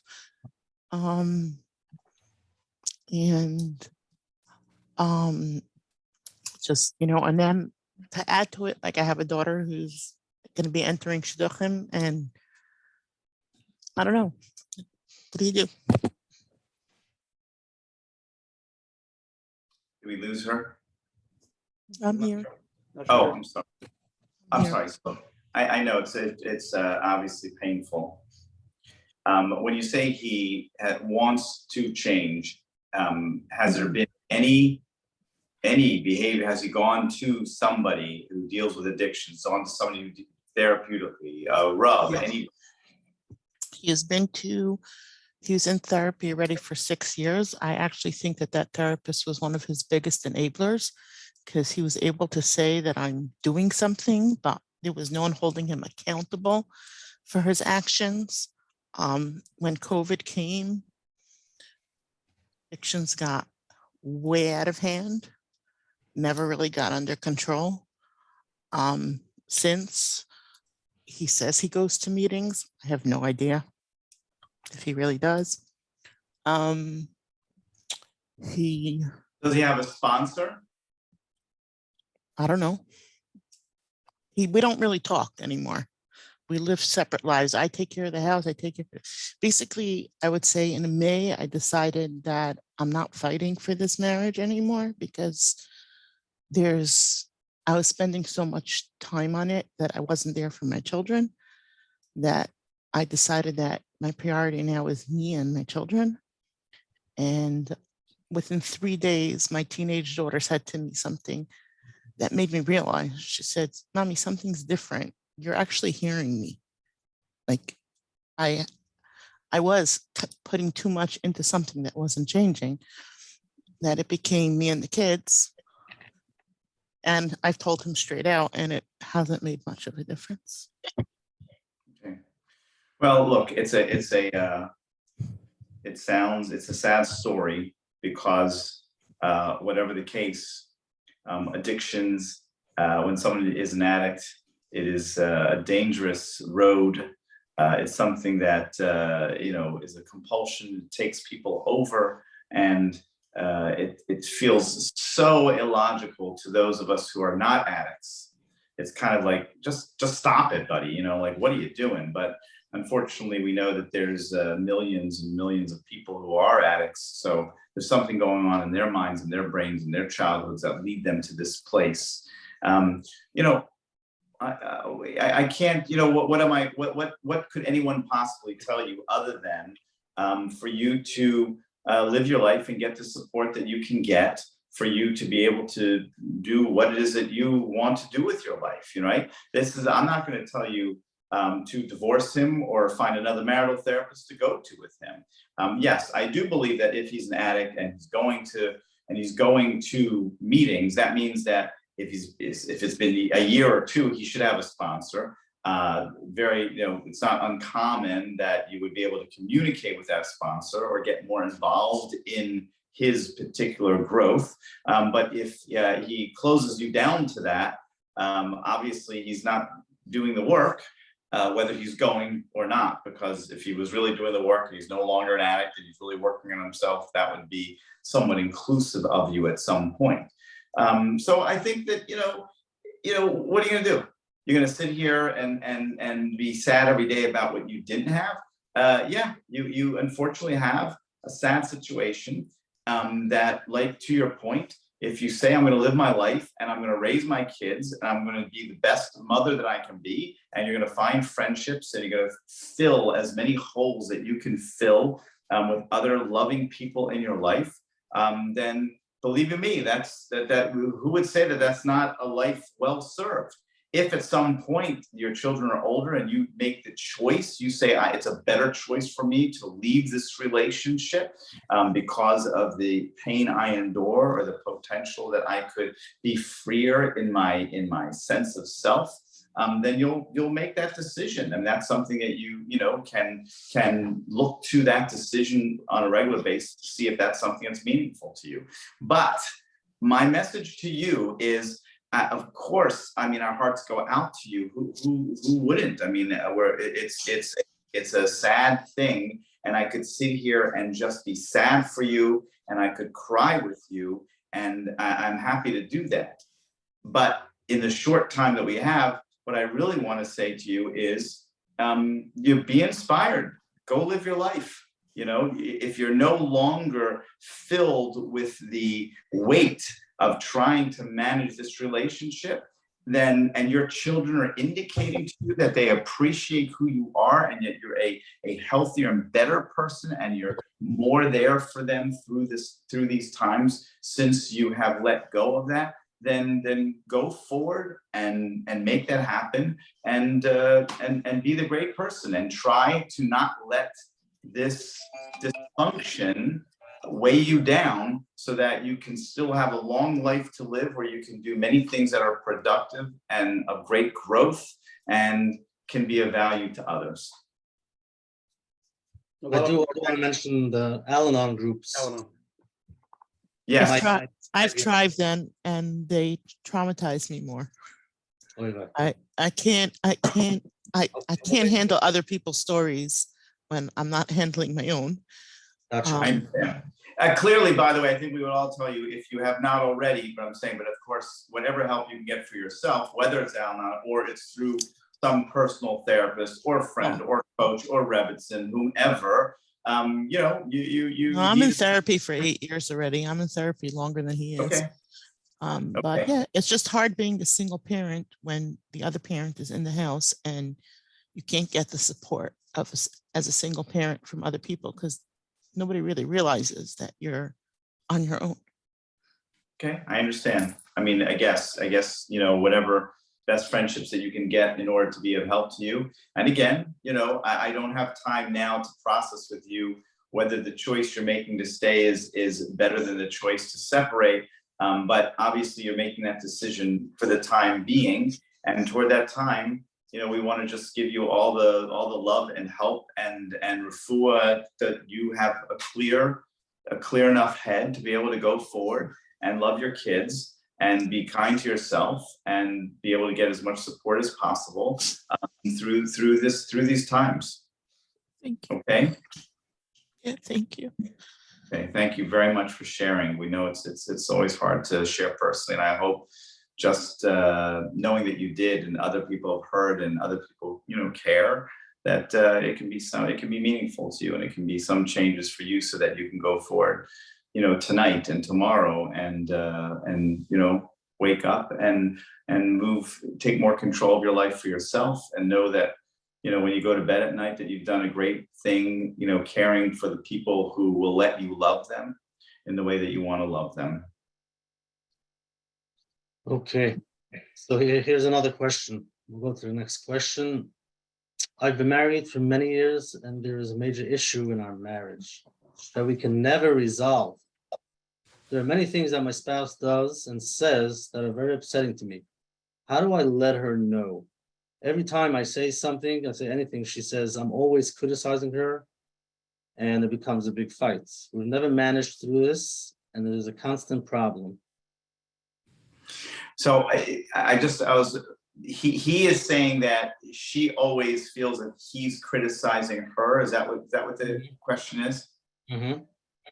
So I think that I want to speak generally to this, because I think this comes under another area of the difference between successful and failed couples, and that is that successful couples work very hard to accept each other. They tend to minimize the criticism, and I think it's fascinating how many people want to criticize their spouses. They want to pick up on things, and there's things that bother them so. And I think that, again, we didn't get married, to be told all the things that we're not good at, and all the things that we're messy at, and all the problems we are. We really got married because we wanted someone to love us for who we were, for who we are. We wanted somebody to look at us and say, "You're great. I love who you are," instead of, "Oh, well, yeah, you got a lot of work to do." That's really not where we've been at. But we should know that we're not arrogant people. We shouldn't be arrogant. We should know that we got a lot of work to do. But so I'm at a whole different place when it comes to criticism and acceptance, and I really feel that we should be thinking, what can I accept about this person? What legitimately can I love and continue to accept? I remember years ago, I went with my kids to see the Mona Lisa. And, Mona Lisa, everyone's got a lot to say. If you've ever seen the Mona Lisa, whether you like it, you don't like it, you're surprised, whatever it is. When I went to the Mona Lisa, I'm going to tell you, I thought to myself, I said, Mona Lisa was, she was a pretty gazzetta woman, this woman. She was no thin woman. I started to look at art, and I started to say, when I look through the Lovers and Matisse's stuff, it's so interesting that even the way women look, you go through certain generations, and there's the hourglass design, and then you go through certain generations, and they're supposed to be stick thin, like they're starving themselves, the models, and I learned that the human brain really conditions itself even to find what is attractive from a man to a woman. I'll turn it the other way around. Same thing with women. Women, they go through different stages of generations. So for some generations, the woman, the man who is powerful and wealthy and destroying companies in his way, that's powerful. At other times, it's the more ehrlich person who's just helping and doing and running nonprofits. It's so interesting what we are taught to find attractive. And the reason I'm saying is that it changes from generations to generation. So therefore, sometimes somebody comes to me and they say, "Oh, he's this, she's that, he's not enough that, she's not enough that," whatever it is. And I started to say, like, where'd you come up with this? You decided? I mean, you're saying it as though everybody feels like this is your spouse. Start to think first, what are the amazing things of my spouse? If you're thinking more about what my spouse is not than what my spouse is, again, I think I would call upon that person to say, why is that happening to you? You want to first think, let me count all the things that I think are great about this person. Because there's nobody out there who's got it all. Nobody. So you have to think to yourself, what are the greatest things about my spouse? And list that in your head. Now, if there are still things that you find that are complicated for your spouse, now you have to think, nobody wants to be criticized. Okay, if you read them, what's his name about how to win friendships? Dale Carnegie, right? How to win friendships and manipulate people wouldn't, right. Manipulate the heck out of people. No, that's not the title, but it's kind of like that. His first rule is never The Neuman method. Huh? It's the Neuman method. It's the Neuman method, yeah. His first rule is never or something, and when they're vicious killers, and when they finally go to jail, they find them or whatever, they're like excusing their behavior. He says, like, even mobsters can't take criticism. Do not criticize.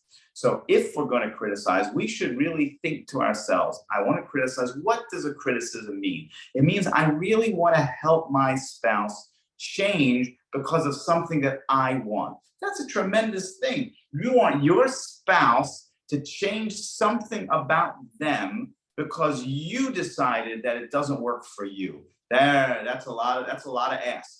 It's a lot of ask. Now, hopefully whatever you're asking them to do is good for them anyway. I appreciate that. But the point is, you should think long and hard before doing that. And when you do it, you should think, how do I do it in a loving way? Criticism should only be done in a loving way. And that means I sit with that person. I tell them, listen, it could be me. It could be, I wish I didn't. I mean, it bothers me. Maybe it shouldn't bother me. How can I help you and us to work through this? That's the only way. If you're going to point fingers and you're going to say, what are you doing this for? You got to change this. Why are you so messy? Why can't you do this? Why can't you make more money? Why can't you cook this way? Why can't it? You're off your game. You're off your game. Don't do it, and figure out why that's the way you want to do it.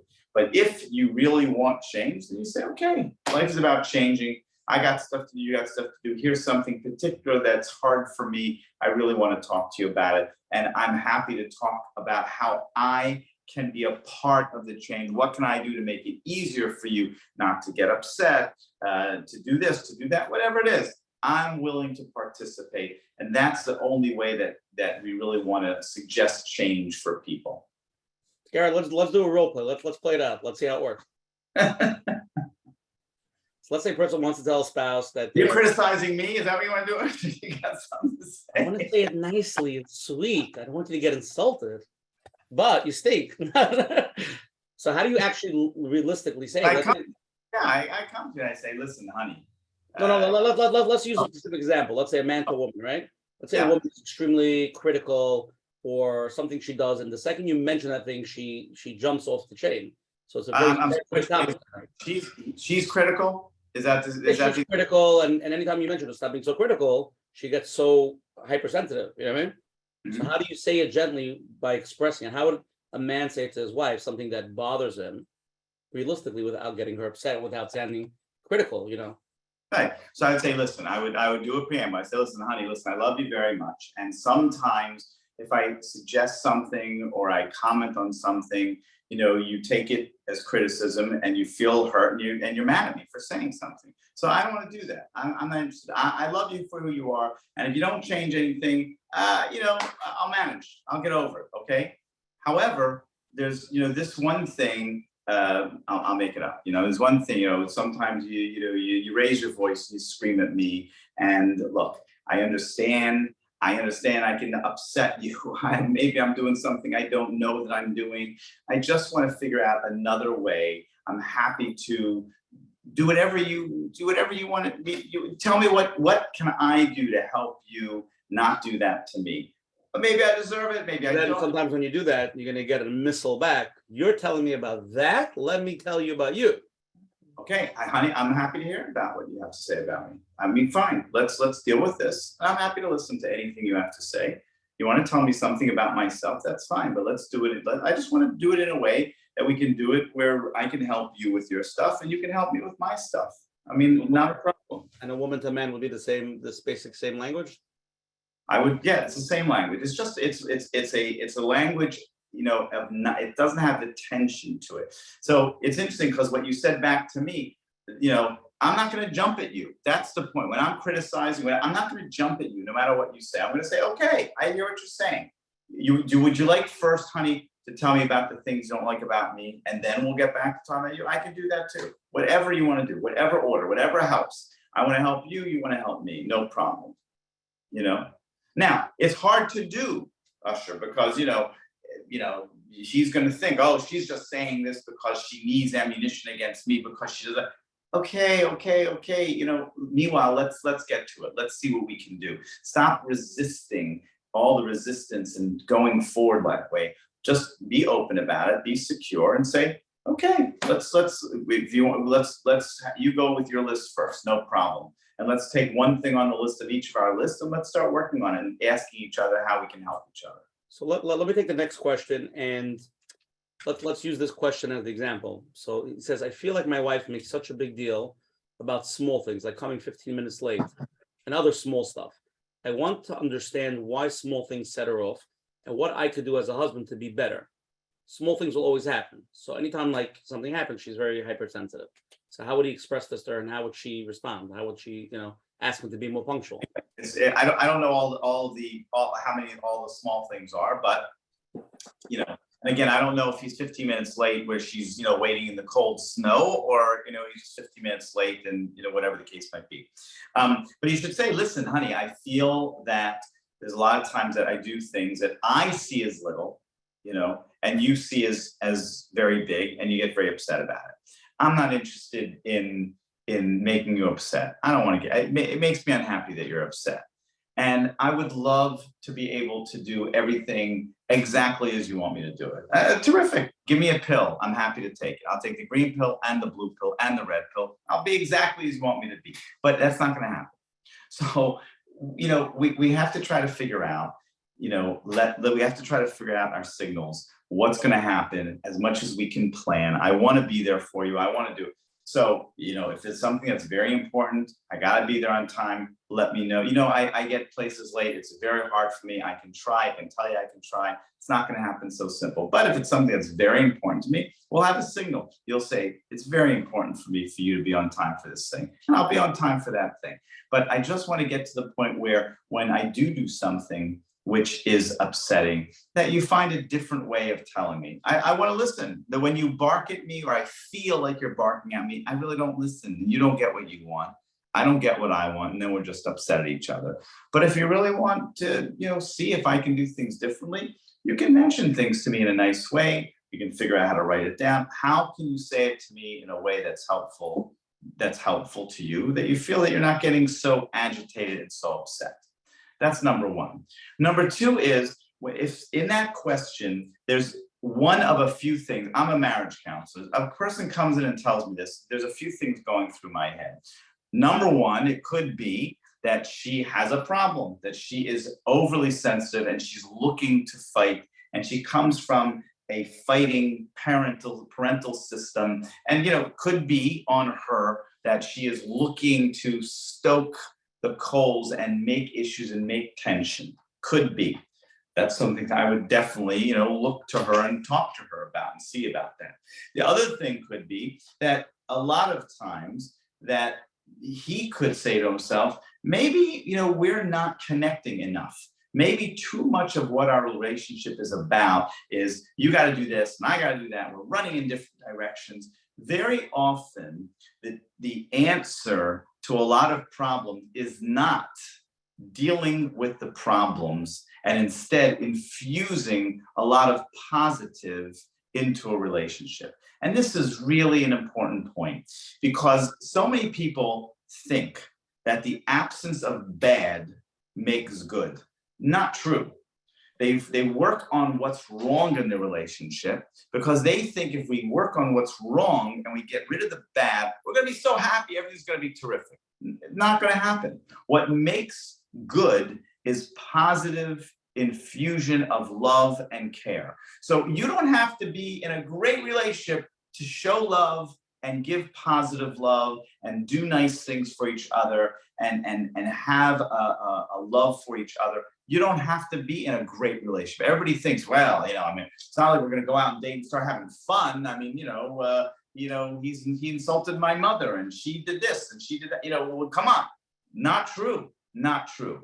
Sometimes it is a mistake to just spend all of your time first We got to clean up the mess, and we got to deal with all the bad stuff. And once we figure all that out, then we can talk about actually being nice to each other and developing something positive. Not true. You've married, you committed, you had children.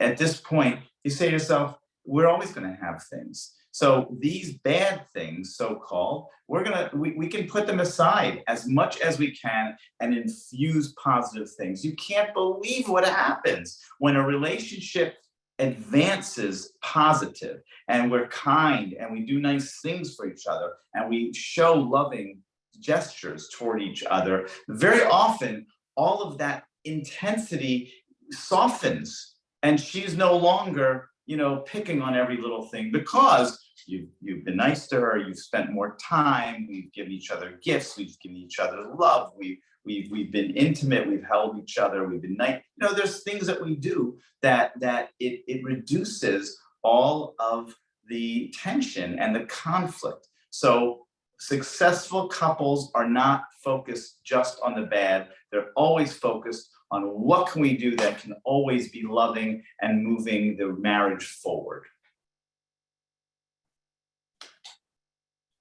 Okay, Gary, let's read one more email, then we'll go to closing. If that's okay? Try to get one more. Let's do it. Let's see. Okay. Let's see what happens. It's an email. How could I improve my children's respect for my husband? He's a wonderful spouse and a father that goes to Minyan, learns every night, and works hard to support his family. However, sometimes he will act immature because he loves to have fun or lose his temper and say hurtful things that I think may decrease his stature with in the kid's eye. I do not allow them to speak to him disrespectfully, but I want them to view him with more respect and realize that he's worthy of respect because of many other things that he accomplishes. That's a good question. As far as, how to manage children and their position with their father. I think that the sense I get from her, she's trying to push her children to respect him. And, I don't know that she can actually, make that happen. I think the most important thing is for her to be, to be okay with it. In other words, if first of all, when he loses his temper, I don't know what he says. I don't know what bad things he says. It's very unfortunate, because people lose their temper, of course, but when they lose their temper sometimes, first of all, we should all learn that if we lose our temper, just to walk out of the room, to leave.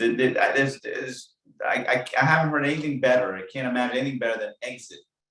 If you actually get upset, it's always better because the way a person looks and acts and says and behaves, it's rarely anything that you're going to be proud of or you're going to not be sorry that you did that. So leaving always, gives a person a sense of calming themselves. And that should be potentially something that she could talk to her spouse about. Again, if he's a good person and he can hear her, then that might be one thing to say, honey, listen, it's great. I can live with it. It's fine. But I just feel sometimes you work so hard to make the kids a good father for the kids. And I feel that it's silly for you to lose it. I feel bad that you would lose, their sense of respect because you get angry and say things that are nasty. So that does go a long way. Unfortunately, we can work so hard. But if we do something that is so biting and so disturbing to children, it can take away a lot of that, a lot of that good. So that might be a situation where she might want to act on or talk to somebody together with him to help him learn how to find other practical methods of dealing with that, like leaving, exiting, as opposed to dealing, of course, on a deeper level about why he's getting so angry and having a temper and behaving that way, because he sounds to be a very lovely person who you would not imagine would behave that way. So there's something, off within him that would be great if you could look at.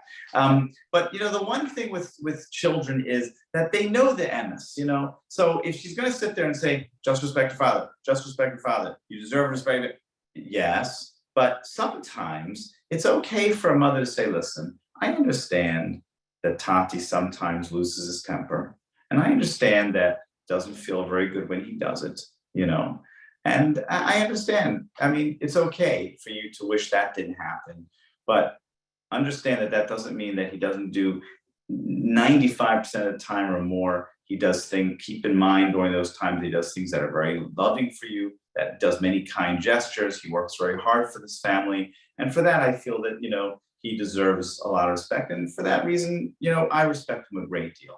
And I think that's the best message you can give. Not that you have to. It's that I respect him as a father, as a husband, because of all the good things he does. And even though it's okay to wish that, he would not do certain things, that doesn't mean that, you lose all of your respect for that person, or they don't put all of that effort in. But again, I don't exactly know what he's saying. If he's screaming and saying, I can't stand this, whatever. Okay. If he's screaming and saying to his kids, you're a disappointment and, whatever, I wish you were never born, or some, ridiculous to be dramatic, then okay, that might be something that, you might not expect a kid to get over, and you don't want to train them to think that that's the kind of thing that you get over. That's something I think you have to, pick up on, you have to manage. But short of those emotionally abusive situations, I caution her again, not to just say, respect him. I don't want to hear that, just respect him. Say, let him talk. Let the kids talk. Let the kids say, well, I don't like when daddy does it. I thought this isn't. Okay, I understand that. I understand. Why would you feel good about that? I get that. At the same, and I give them a place to express themselves. And while they're doing that, it gives them a chance to hear you out and hear why you can still see him as a good person, and teach them how to love people with their, failures and with some of their weaker, messier places. Beautiful, Gary. Beautiful. Okay, let's go to closing. Gary, you can leave us with something powerful before you leave. So I'm giving you a few minutes to warm up. Something powerful.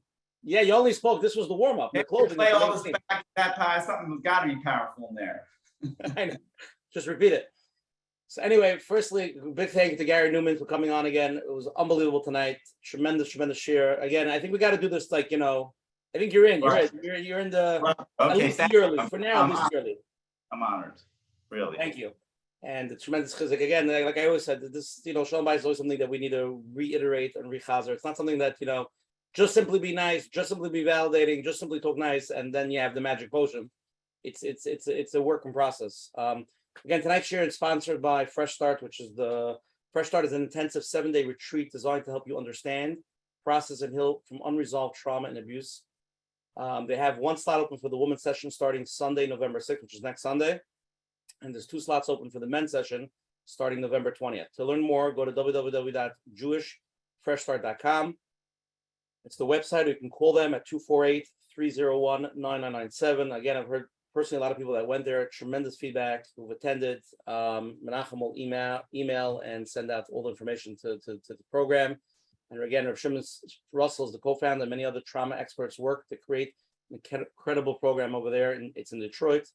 And again, if anybody's here the first time, every Sunday night at 9:30, we have the shir. WhatsApp me at 848-525-0066. We'll go to menachembernfeld.com, sign up for the flyers, for the weekly flyers, and see who's coming on and get the replays. And Menachem, next week we have the Choshev Reb Shaya Cohn, Rosh Yeshiva of ZA from 5 towns in Priority 1. The topic will be revolutionizing our children's chinuch experience, how to successfully prepare our children for life. You can hear from the master of chinuch, Rabbi Shaya Cohn, who's an unbelievable person. I know him pretty well. Again, everything is recorded tonight. It'll be Menachem on menachembernfeld.com. If anybody has any questions, you could email coachmenachem@gmail.com. Tonight is share 120. If you want to listen to it on the phone lines tomorrow, the number is 848-777-GROW. That's 848-777-GROW. And if anybody wants to get in touch with Gary Neuman, he's going to give you his personal cell phone, his email address, and social security number. But better yet, go to his website, www.newmanmethod.com. And I'm sure that has a contact and all the information there. Right, Gary? Is that the way to go? Yes, sir. Okay. And again, thank you to all the advertising sponsors, the Lakewood Scoop, Ellie and Ariel from 5 Town Central, Chayla Kaufman and Shmuel Summer from JCN. And I just wanted to say it was very powerful tonight. I think we encompassed a lot. I think the title had to be a little bit bigger. Just write it. For now, we're just going to write next time, Gary, October 2023, marriage. Just ask it from beginners, bring beginners to experts, beautiful marriages to trauma, everything. We'll just bring it all on. Excellent. So that's my opinion. Menachem, let's wrap it up with a closing, and then Gary, something powerful. Takeaway. Thank you very much, Gary. And yes, it was very powerful. Like you mentioned, you love making these concepts simple so people could understand it. And then obviously the work is work. And you have to start with the first step. And like you mentioned, you didn't mention, if you can do it yourself or you need help with therapy or to realize what's the trigger, why you're acting that way. But all of it, for some people, it can be work that has to be done, whether with a therapist or somebody who can help you.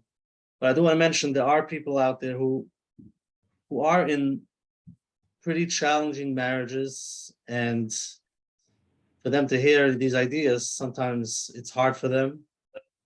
They don't see where they can apply it. And yes, like we mentioned, some self-care, try to find the help that you need where you can go.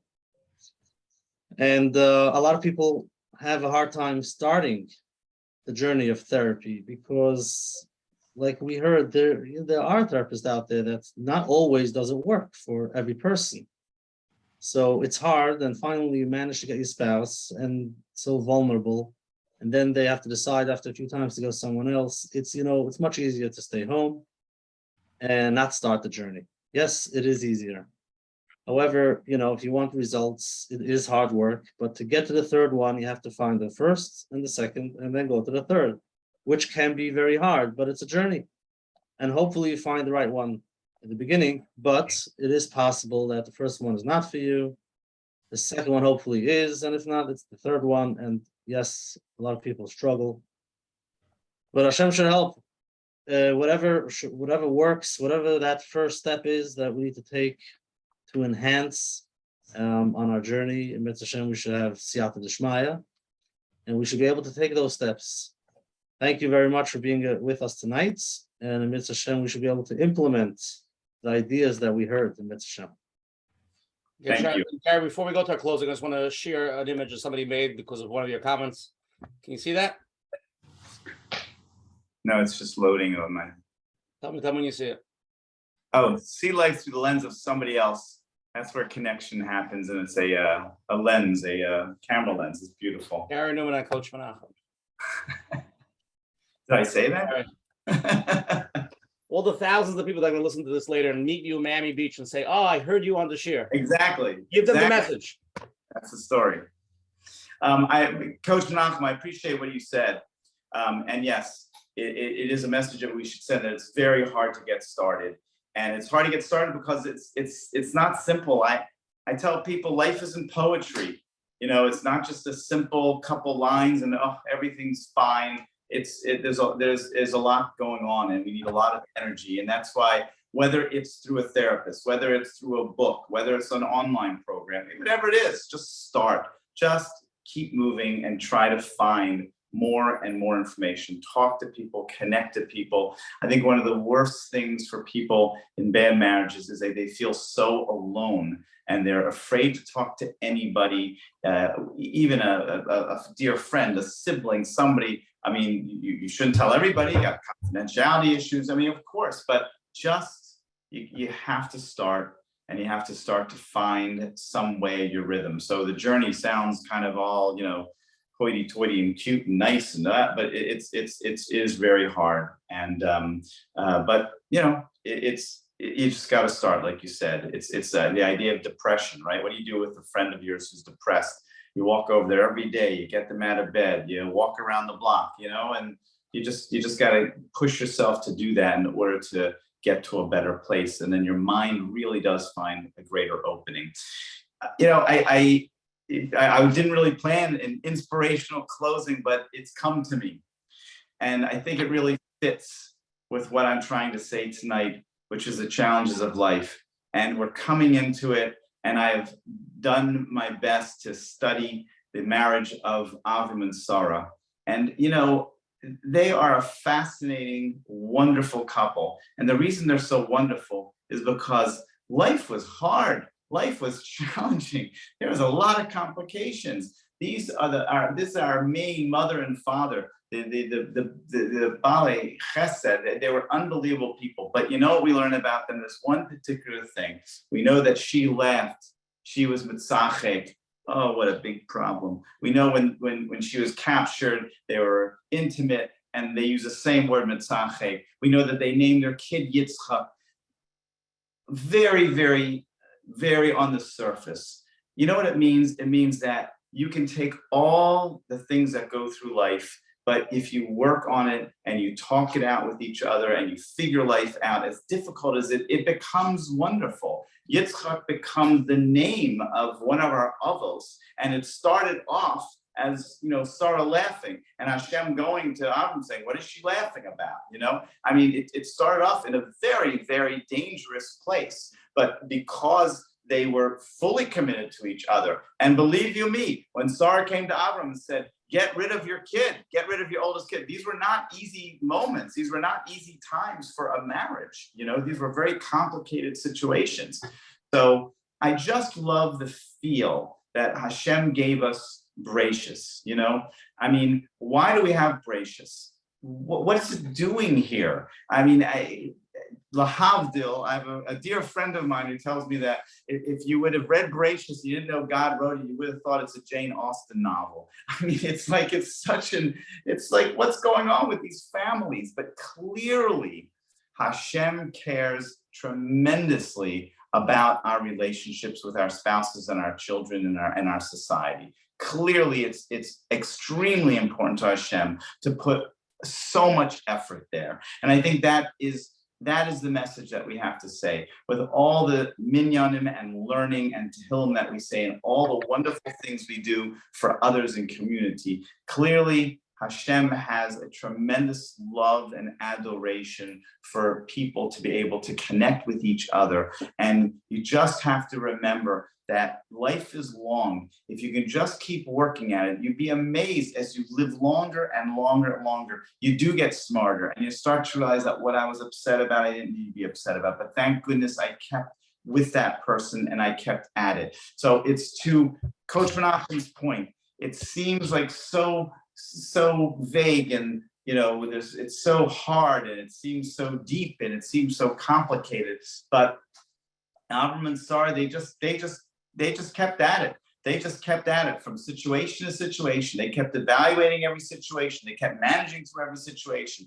And because they did that, they came to a pleasant place where they were able to develop their marriage into this beautiful space. And we all know that it's hard. And when we say it's hard work, that's what we mean. There's many days it's just easier just to give up, but every single moment that we continue to use that energy and we call upon Hashem, give us more strength every day with our marriages, with our children, with our work, that's what gets us there. So just appreciate it. Appreciate how hard each of us work. Let your spouse know how much you appreciate who they are and what they do, even the things that they're supposed to do. It's still a lot of work.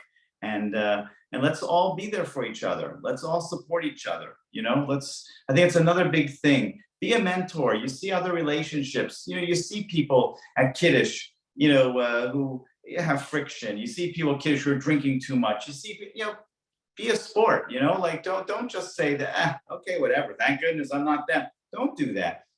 Talk to the person. Make a friendship. Invite them over. Be there for each other. It means a lot to people to have other couples in their lives who they can hang with and who they can learn good things. People really do learn better relationships from being around other people who have good relationships. People learn how to be better parents by being around people who have other parents. Invite those kids over if they know that their family screams and yells. Invite those kids over. Give them a place. Give them a little respite. Show them another part of life and give them a little break. I mean, if we have brachos, let's spread those brachos around because Hashem gave it to us, to give around. You don't have to have money just to give tzedakah.